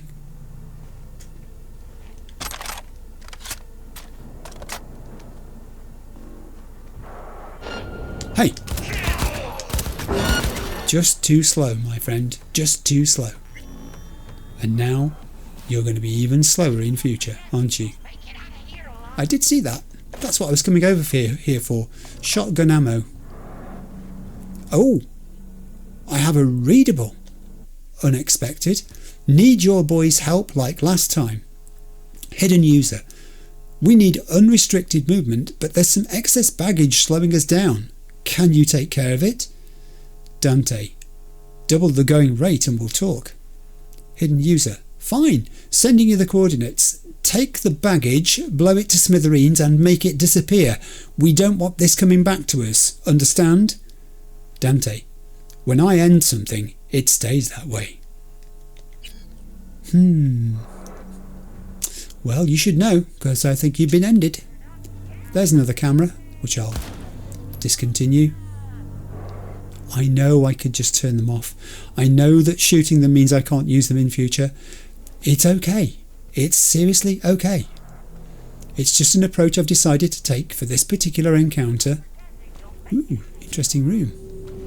There's going to be some places to explore when all this is over. Connect to the van's access point. It isn't lost on me, the thing I'm meant to be doing here, but I can hear voices. So I'm pretty sure I'm not alone. Still. And talking of gaining entry to buildings, I can open a blind here and climb through a window, but then there is a door next to me too, so maybe I can just use the door. Perhaps I should. Let's be civilized. There's a box. It's not a box. What is that on the wall? Is it an access panel? I think it is, but it's got a box in front of it. Clear the shelf. Okay. I'll connect. Let's see what this one has in store. Okay, I think I'm ready for this one. Let's go. 7A has got to be followed by an E9 has got to be followed by a 55, has got to be followed by a 7A, has got to be followed, I think I might have just gone wrong, followed by, I think I've gone wrong. It doesn't matter. I know.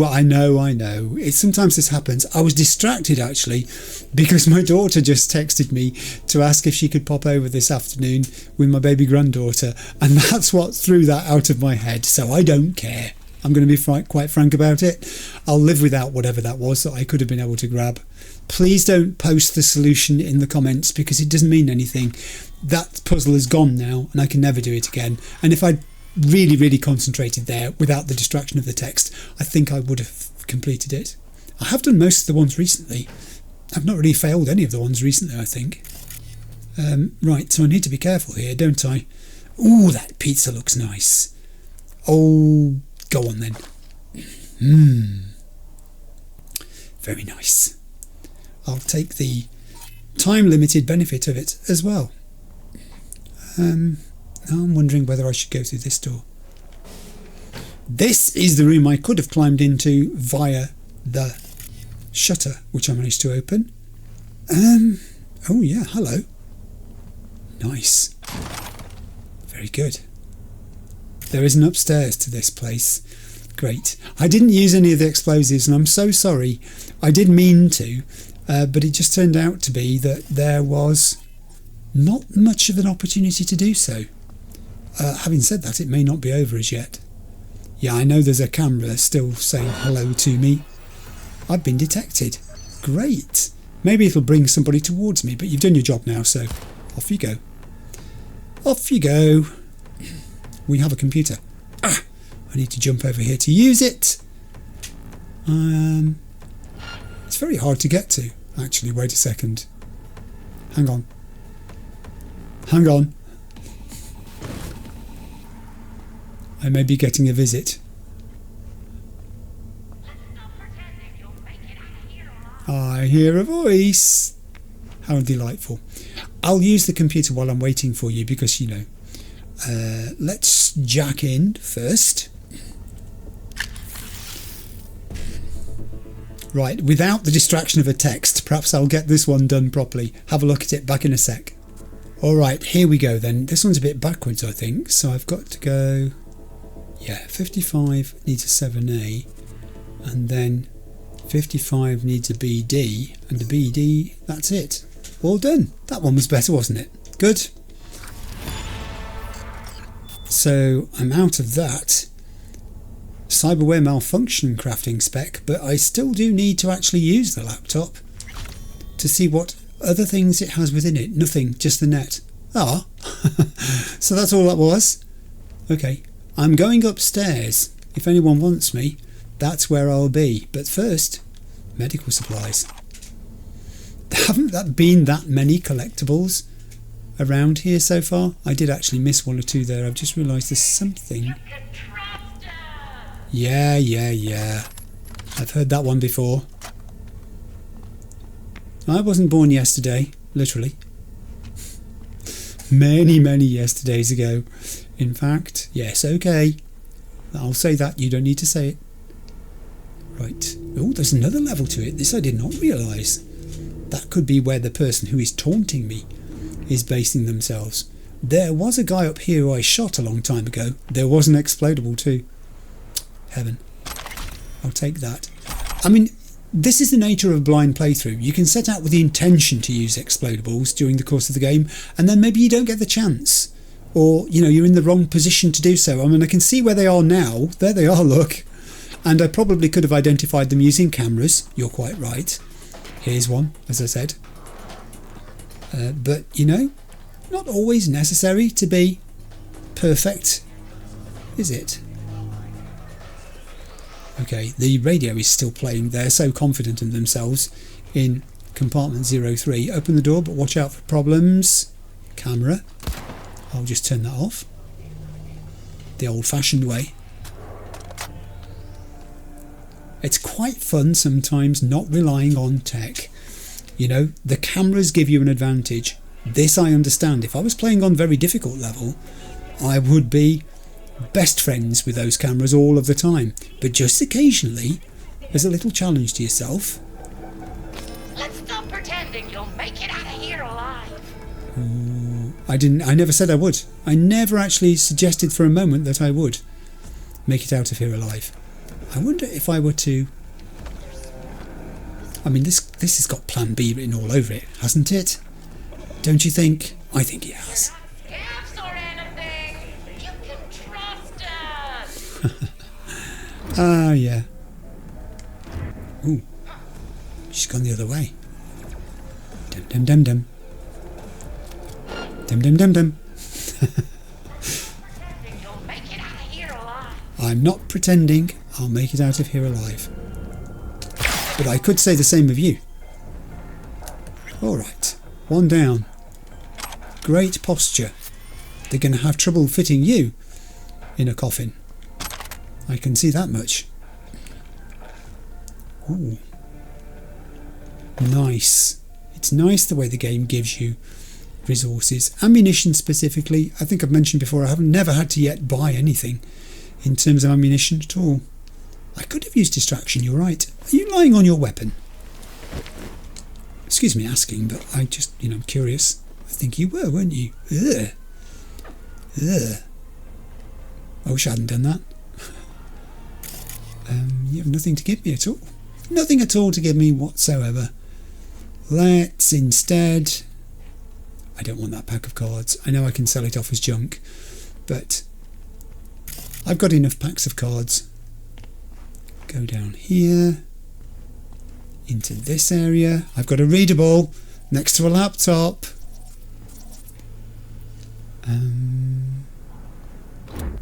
What? Is that just the camera that that's pointing to? Let me just use a different weapon to turn that off. Something with a bit more clout. I'm not sure I've been in this tiny little bit here. Have I? Maybe I have, but then the camera is still active, so why would I have left the camera alive? If that were the case. I am not totally sure. God, look at all these explodables that I could have exploded. Another camera over there. Just finish that one off too. Yeah, I did miss an opportunity here, but never mind. That's what second playthroughs are for, isn't it? These are nice platforms here for me to use, though, to get back up to the top. I appreciate that very much. So yeah, the laptop. That's what I was saying. Ooh. Hello. Oh, €391.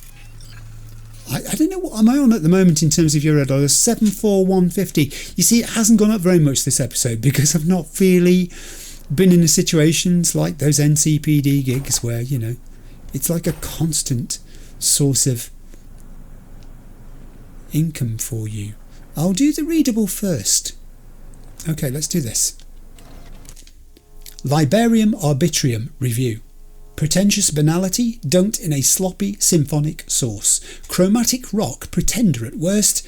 Caricature at best. Okay, sure. Heavy riffs? Check. Unique vocal growl? Check. Essence of the 60s? Check. But all of it gets drowned out in a flood of cliched dark tones that's too much for even neo-kitsch gen fans to swallow. There's no punch, no curb stomp of edge. Honestly, by the standards of the genre, it's a lullaby. I'd love to put this review to bed, or in an unmarked grave, but I haven't even talked the lyrics. They made me roll my eyes so violently I sprained an optic nerve.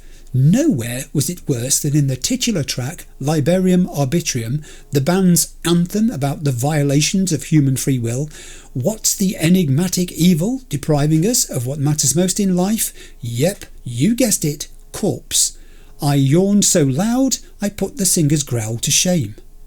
The latest album from Tainted Overlord is nothing short of a chromatic rock mix you burned a decade ago, erased from memory and then found wedged under your couch next to a dusty Carlson's burger. Diehards of the band will find something to scratch that itch, but anyone else looking for a fresh sound is better off blowing a concussion grenade in a cookware outlet. Ouch. They did not like Liberium Arbitrium in that review. Oh dear. That's a great shame. Okay, I have a laptop that I can jack into and use. I'll jack in first, I think. Let's do this. There have been numerous access points in this particular episode. That much I can't complain of. Quick look at this. Back in a second. Alright, we're off. Let's see what happens. 55 is a bit of a waste, but the 1C has to be followed by a 1C. And then... that has to be followed by a 55, and then I need that. That's done the whole thing. Good. I'll exit the interface. I've got to go back and use that laptop, of course. Spec for cripple movement. Yeah, this one's only got net on it as well. Okay, right. I'm not forgetting about the van's access point in all of this, by the way. Can I open those? No, of course I can't. But I can open this. There There was quite a few things here which could have been detonated. I do realise this.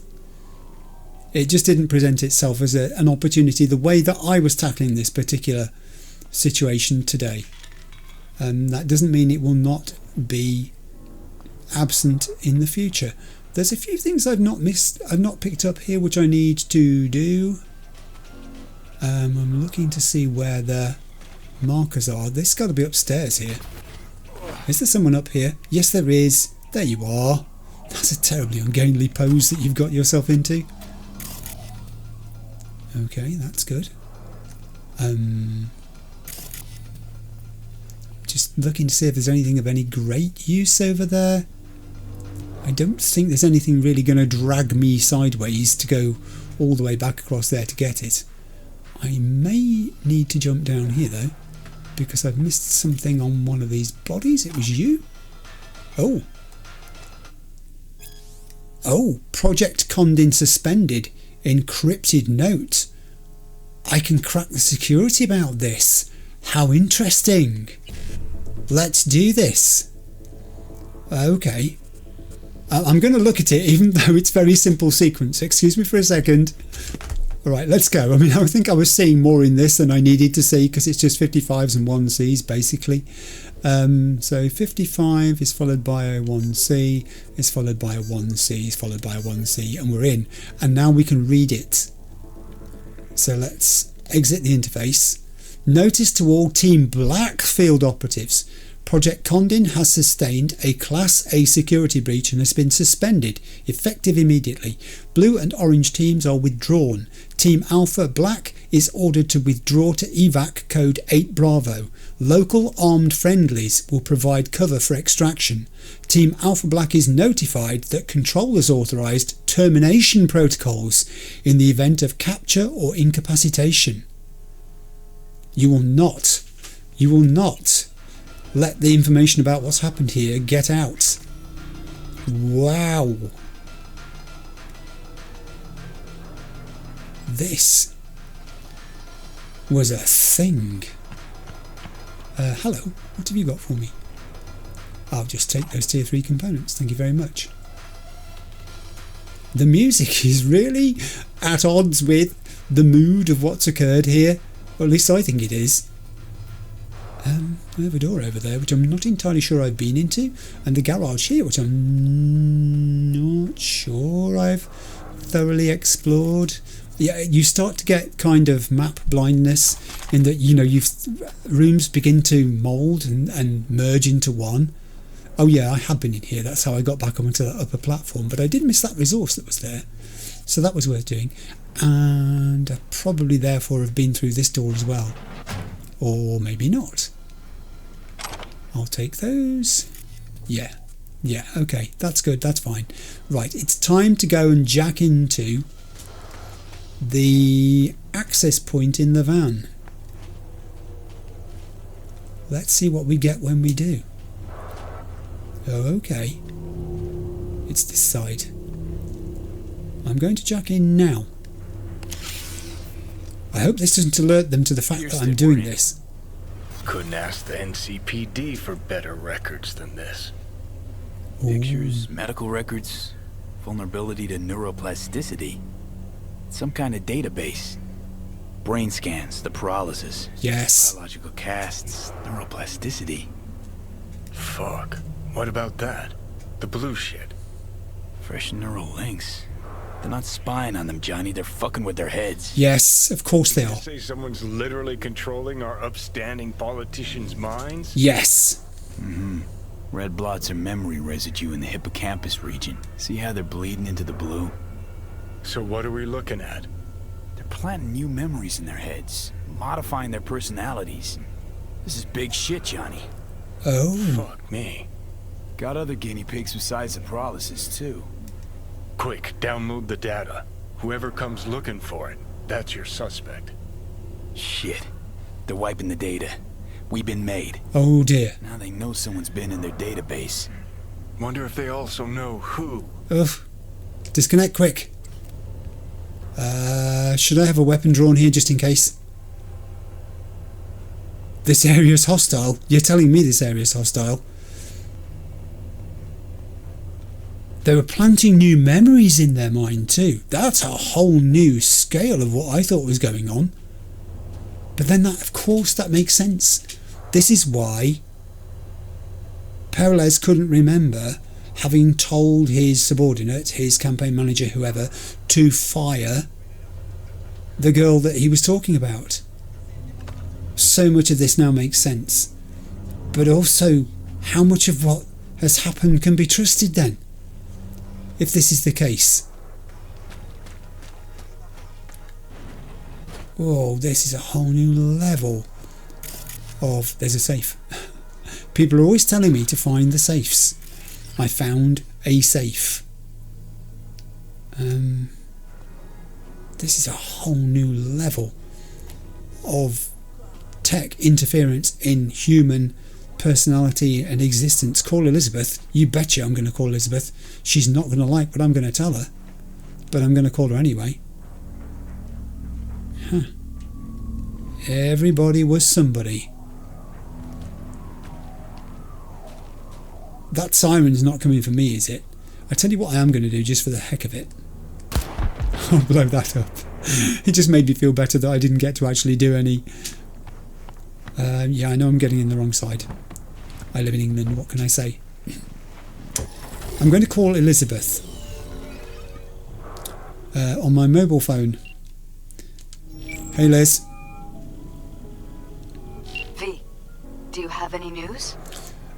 Yes, I do. Okay, you're gonna want to sit down for this. It's, big. It's way bigger than we Yeah, thought. very big. What is? You're being brainwashed. Literally. They've scanned your minds, now using some kind of conditioning to... Wait, not on the hollow. Yeah, good point. I'll come by. Good point. No. You and I, we need to speak alone. I know a little ramen place in Japantown. Sending you the coordinates. Ramen, Japantown. See you there. See you there. I'm going to the ramen shop in Japantown. I'm going to run over that body while I'm reversing. I'm very sorry. It's not very dignified, is it? I really could have taken more care there, shown a little more respect.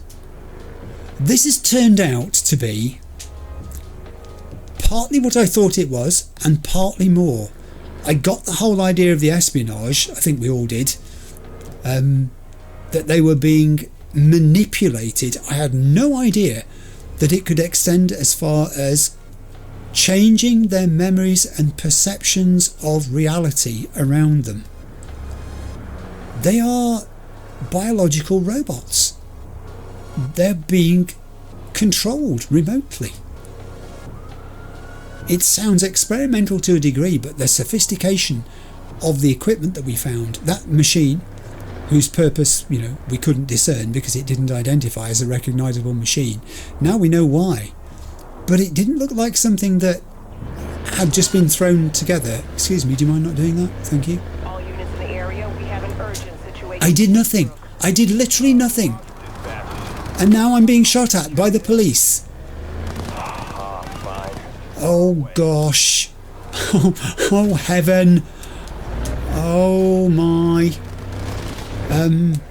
I'm wondering if I get to my ramen shop, there's another police car, whether I'll be able to get into the ramen shop and escape police pursuit. Is that a thing? I need the safety of a ramen shop immediately. Does anybody know if... Please gang, join in on the corner. Does anybody know the location of a friendly ramen shop? I think this might be the ramen shop. Okay, I'm going to park up here, jauntily. I'm going to leap out of my vehicle. I'm going to rush for ramen. I've got... Run for your lives, the man needs ramen and he needs it now. Squeeze through that gap. You can't do it. You can't squeeze through there. I've lost them. I've lost them. Goodness me, that was terrible. Oh, I know this shop. I've inquired here many episodes about something. It's the one where you can sit down round the corner. Yes, that's the one. And there's Elizabeth, keeping herself to herself against the wall. Okay, let's just do a quick scan in case there's anybody in here who's not desirable. Yeah, I have a door. Just a moment. I'm checking out the ramen supplies in the rear. Yeah, all is well. The beverages are safe.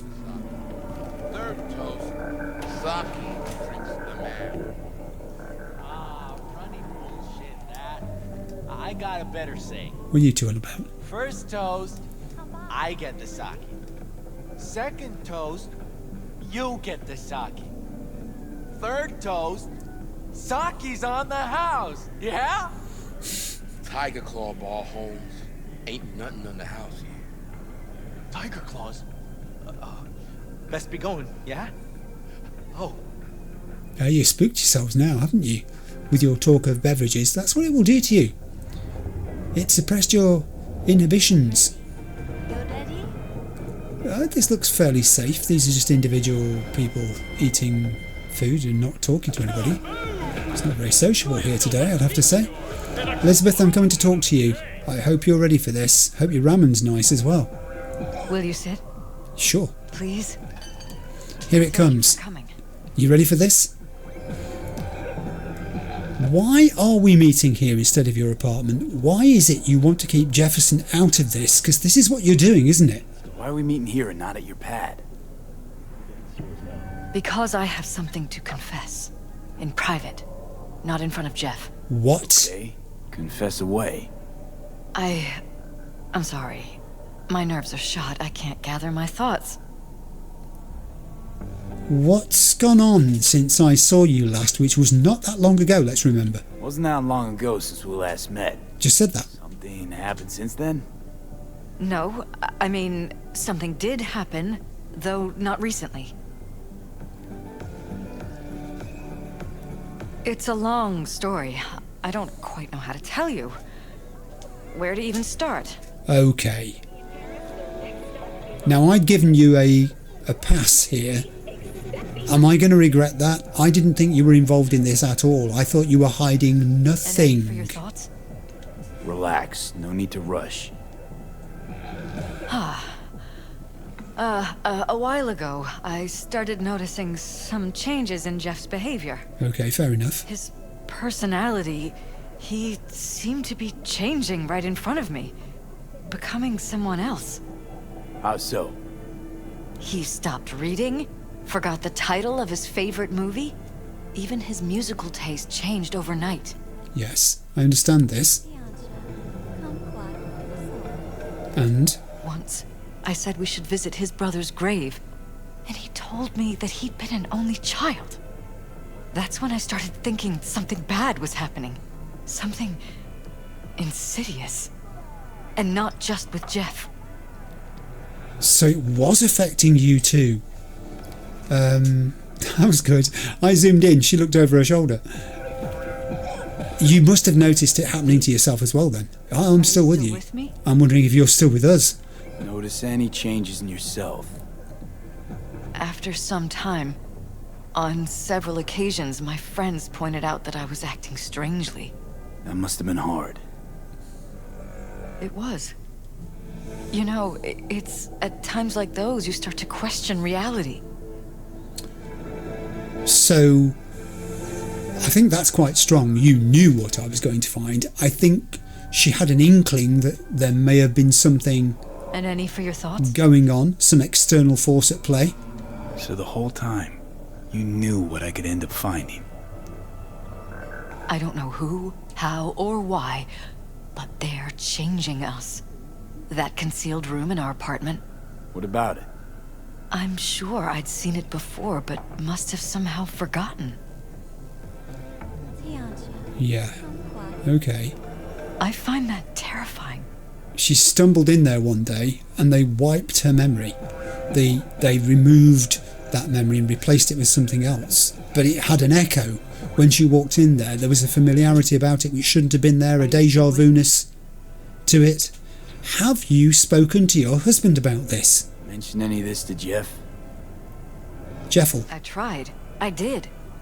But he's blinded to everything. He just laughed, said I was imagining things. He what? He once brought up a vacation that we never went on. Swear to God. He went on about it in such detail, I almost started believing him. Could be just you who forgot. Maybe they wiped the trip from your memory. Hell, I don't know anymore. Don't you get that? I do get that.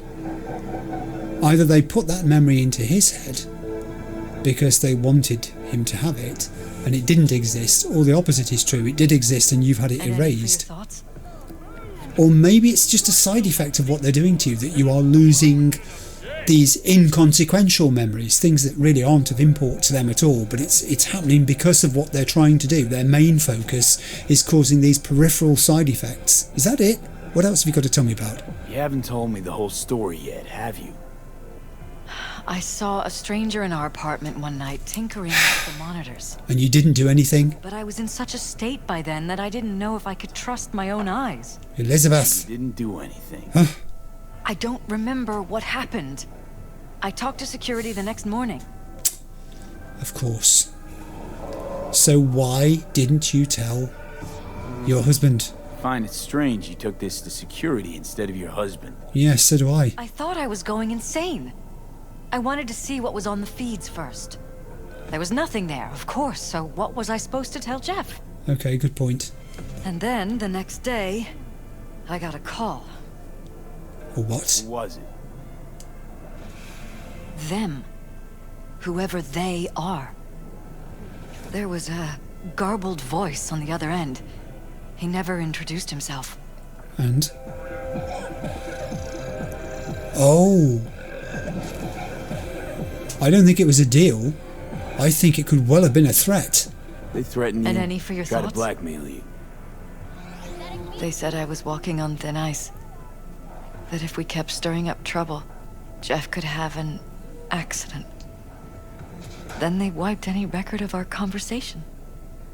It was as if it had never happened. Got it. So I'm begging you, V.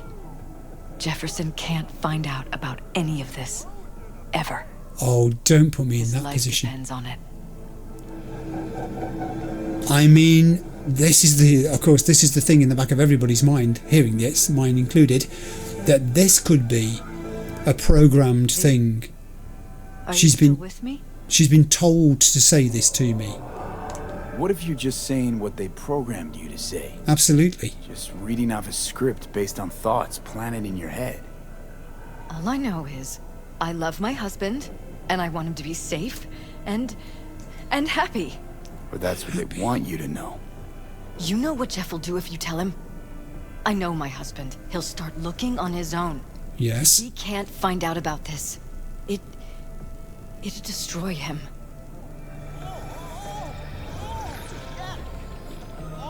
But if I don't tell him, he'll be happy, as you call it, and not living his own life. He's just a controlled object. That's not your husband, is it? You really want to keep living a lie? I think he should know. Damn it, Elizabeth. You gonna ignore this? Somebody poking around in your heads? What choice do I have? To get myself killed? Or see my husband dragged away from me? Ask me to lie to my employer.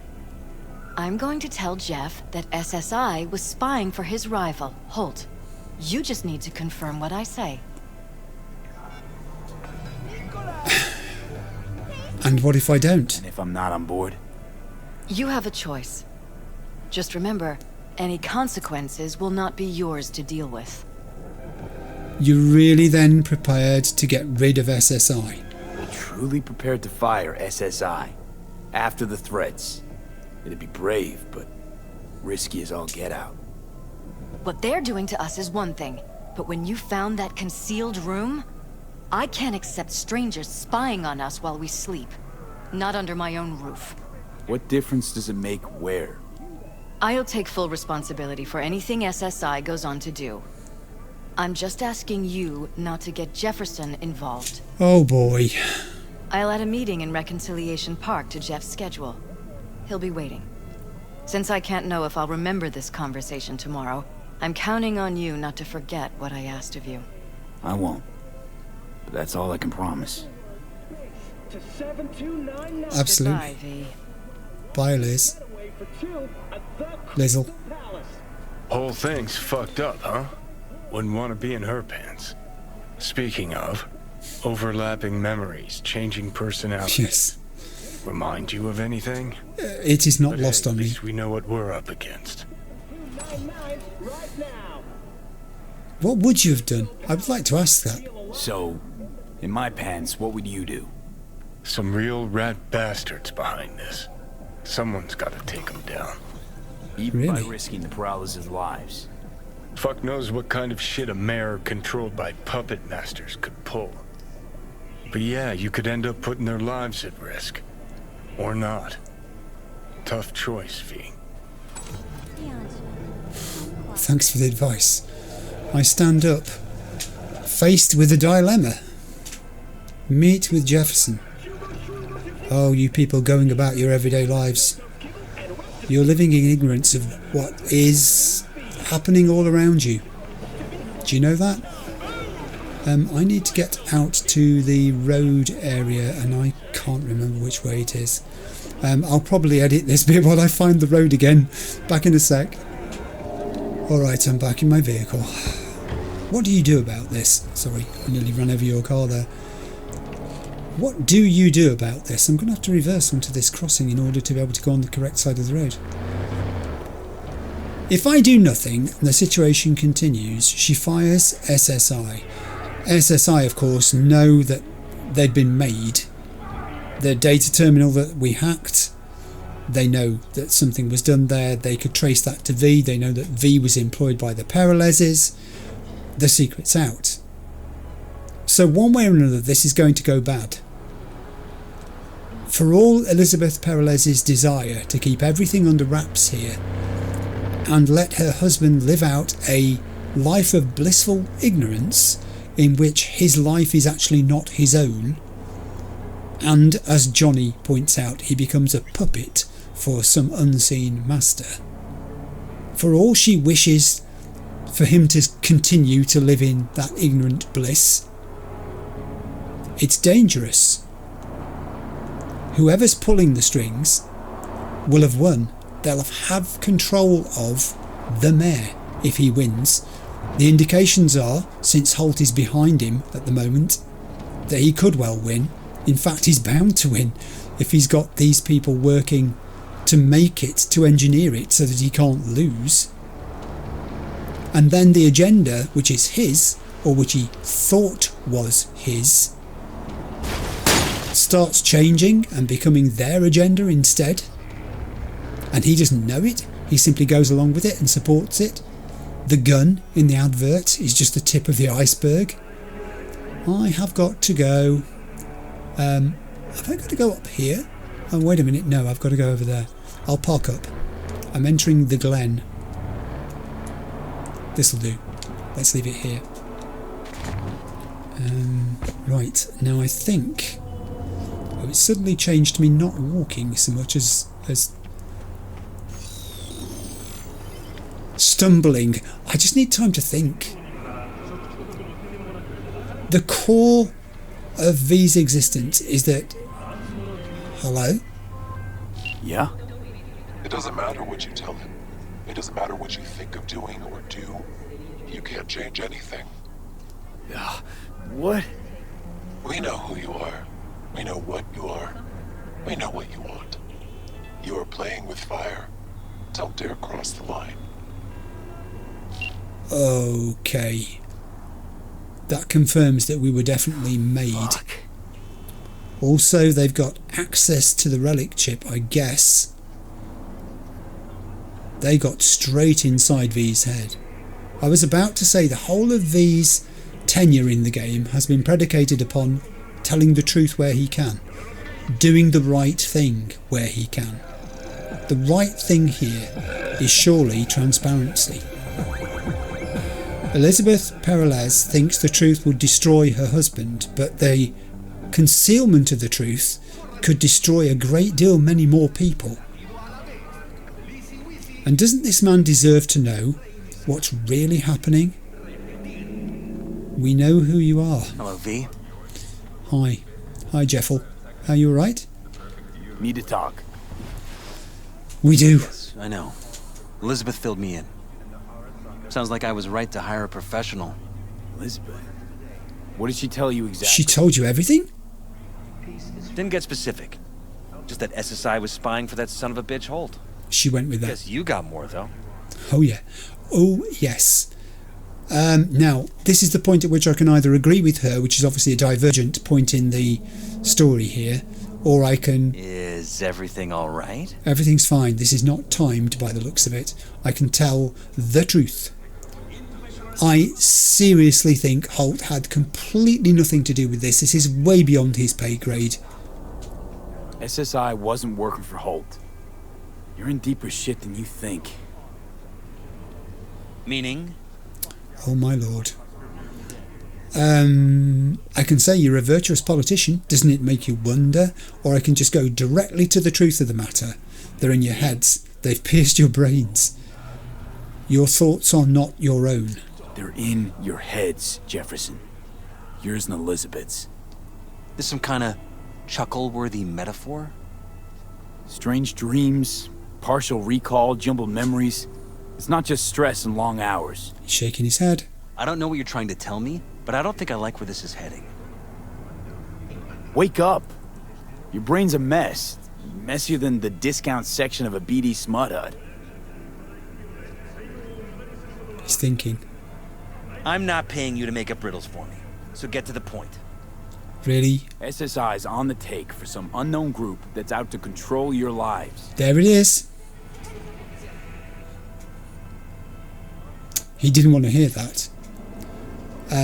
Someone's conditioning you remotely. Do you know anything about the concealed room in your apartment? You know there's a concealed room in your pad? Did he? Out with it. They've got tech in there you wouldn't believe. These people know everything about you and your wife. They're watching your every move. Okay, so they want you as their mayor. Someone's conditioning you remotely. I'm going to put down they want you as their mayor. Somebody's hijacked your life, reset your course, your career. That's what it's about.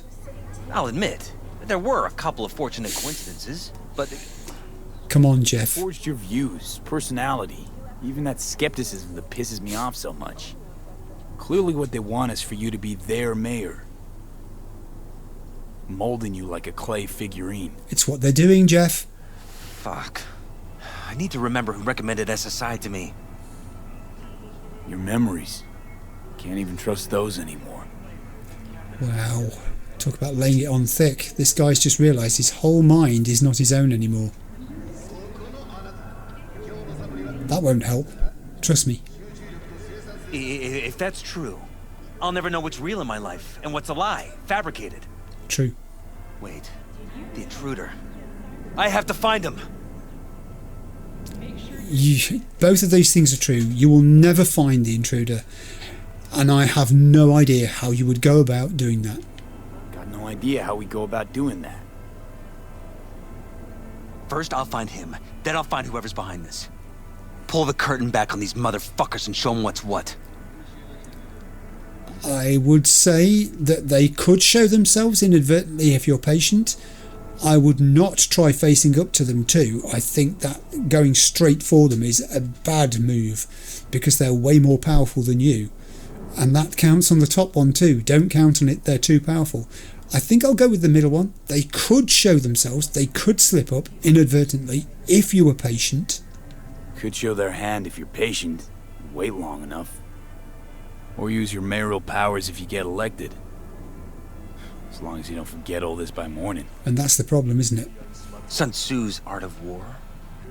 Feign weakness, so your enemy may grow arrogant. Don't see you doing much feigning, Jeff. No. My God.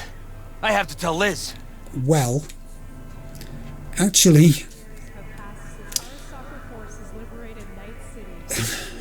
Your wife knows everything. Liz? How? Figured it out at some point. Elizabeth? No. She would have said something.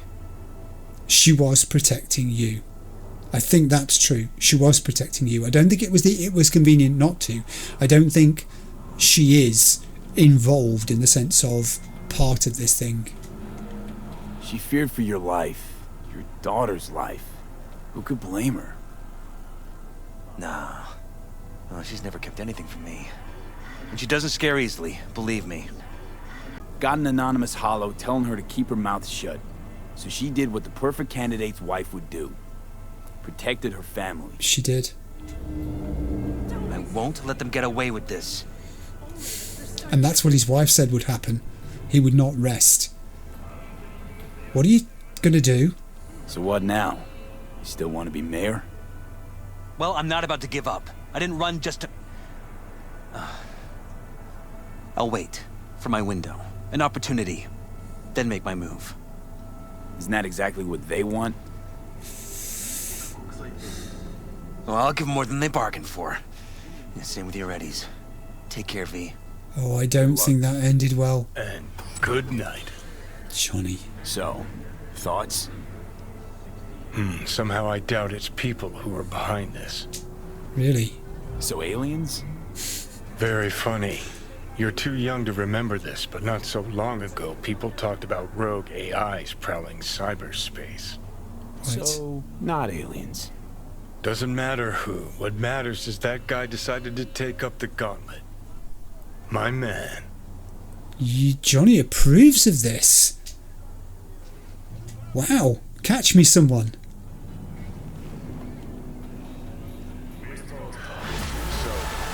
And we have completed the second part of the Peralez questline, Dream On. Okay, I'm going to save the game at that point. I'll be back with you in a few moments. I understand now why it is that people said the Peralez questline is one of their favourites in the entire game. The thing is, in episode 33, it left you with an appetite for discovering slightly more. There were unanswered questions. And then in episode 34... it not only answered some of those questions, but it generated a whole load more. For instance, who was the mysterious voice which got into V's head right near the end of that episode and said, "We are watching you. We are watching you, not I." Whoever this person, this organisation is, has immense power. We thought SSI was powerful, but they are servants of whoever this is, remember. Their technology is being employed not just against the Perelezes, but now I'm beginning to think some of their other 15 clients may be in influential positions within Night City, perhaps in the legal system, maybe in corporations, maybe in aspects of government that we haven't encountered so far. Who knows? But the fact that apparently this cutting edge technology, and it must be, cannot be widespread, can it? Can actually get inside people's heads and subvert their self-will. It can take their personality, their ambitions, aims, desires, preferences, the things they love and hate in the world, and turn them around. It can dismiss them. It can put false memories in place. It can destroy other memories. It can take over for whatever aim and purpose it wants those people to exist, behave, and continue to do their jobs. It's terrifying when you think about it. This is the ultimate. The relic chip was bad enough, but this is total mind control. And the person being affected by it doesn't even necessarily realise what's happening. The worst that Elizabeth Perelez had was her friends telling her that she was behaving oddly. Jefferson Perelez has had his colleagues, the people who work for him, talking to him about decisions he's reversed. His wife had noticed strange behaviour. But that's it. That's the limit of it. And they all put it down to stress of the election campaign. It could be. It's a reasonable thing. People under stress behave differently. That quest. It has answered some questions, but it's raised many, many more. I absolutely loved it. Now, just before I go, there were two things actually I wanted to do in that episode, if you remember. One of them was the bit about using explosive devices, that canisters of gas and all the rest of it, more in combat. I think I've dealt with that. The situation did arise, but I was positioned badly to do it. It can wait. I'll show you that in another episode. I'll have a go at it, rather, in another episode. You know how it works, but it's just something I don't do, and I need to learn how to do it and do it more. But the other thing was that little thing I discovered about cars. Now, it's nothing great, it's nothing big, but I've done a separate little video of it. I'm going to put that in here now. Back in a sec. The other thing I didn't get to do was to show you my little trick that I discovered with cars. Now, it's only a little trick. You may know it already, but for me it's something novel, so please see where I'm coming from. And I'm standing in traffic because I'm going to borrow this young lady's car. Well, not quite borrow. I'm actually going to jump on the roof and wait for the lights to change ahead of me. It may take a little while for it to happen. Wouldn't you trust me to find a traffic jam? Someone has parked a Ragnar over there and it's causing chaos. I have no idea who it is, but they should be ashamed of themselves. Everyone's just sitting and leaning on their horns. Nothing much is moving. Okay, now they're moving and we're off. Here we go. Yeah, I discovered you could do this. It's only a little thing, like I said, but the thing is, I've tried standing on vehicles before in other games. I think I tried it in GTA 5 and maybe in GTA 4 for that matter as well, back in the day. And certainly in GTA 5, I think my experience was that you can climb on top of a vehicle like this and stand on it or sit on it if you want to. I mean, I can crouch down, I guess, if I want to here. But the moment the vehicle starts moving off like that, you sort of slide towards the back of the vehicle and fall off. So it's very difficult to maintain a position, a stable position. It's not the same actually with things like railway carriages and trucks. You can climb into those, and once you're inside them and you can ride the train. That I have done. Look at that, the car's changed direction and my viewpoint has not. That's very interesting. But yeah, I just discovered this the other day completely by accident. I was simply stuck at traffic lights on my way back to Japantown, to my apartment there, and I hopped out of the car and jumped on top of the one next to me, and it drove off, leaving my car stranded and taking me off I don't know where when. So I've got this thing in my head now where I'm wondering whether certain things are occurring to me. If I was to stay on top of this car, where would it go?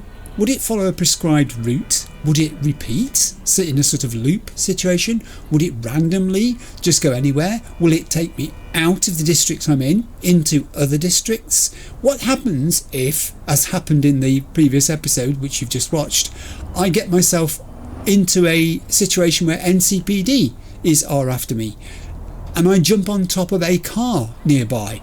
If that car drives off, would that car drive off? But if that car drove off with me on the roof, could I potentially therefore escape NCPD attention simply by being taken out of the area by an unsuspecting member of the public?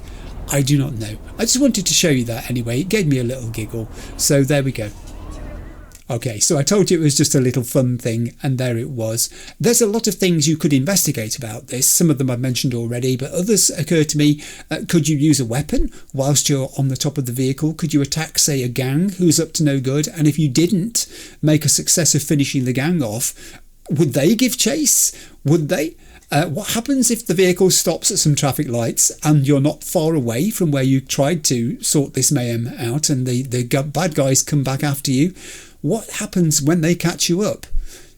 If the vehicle is attacked by either NCPD or by the bad guys, does it flee? Would you then fall off the vehicle?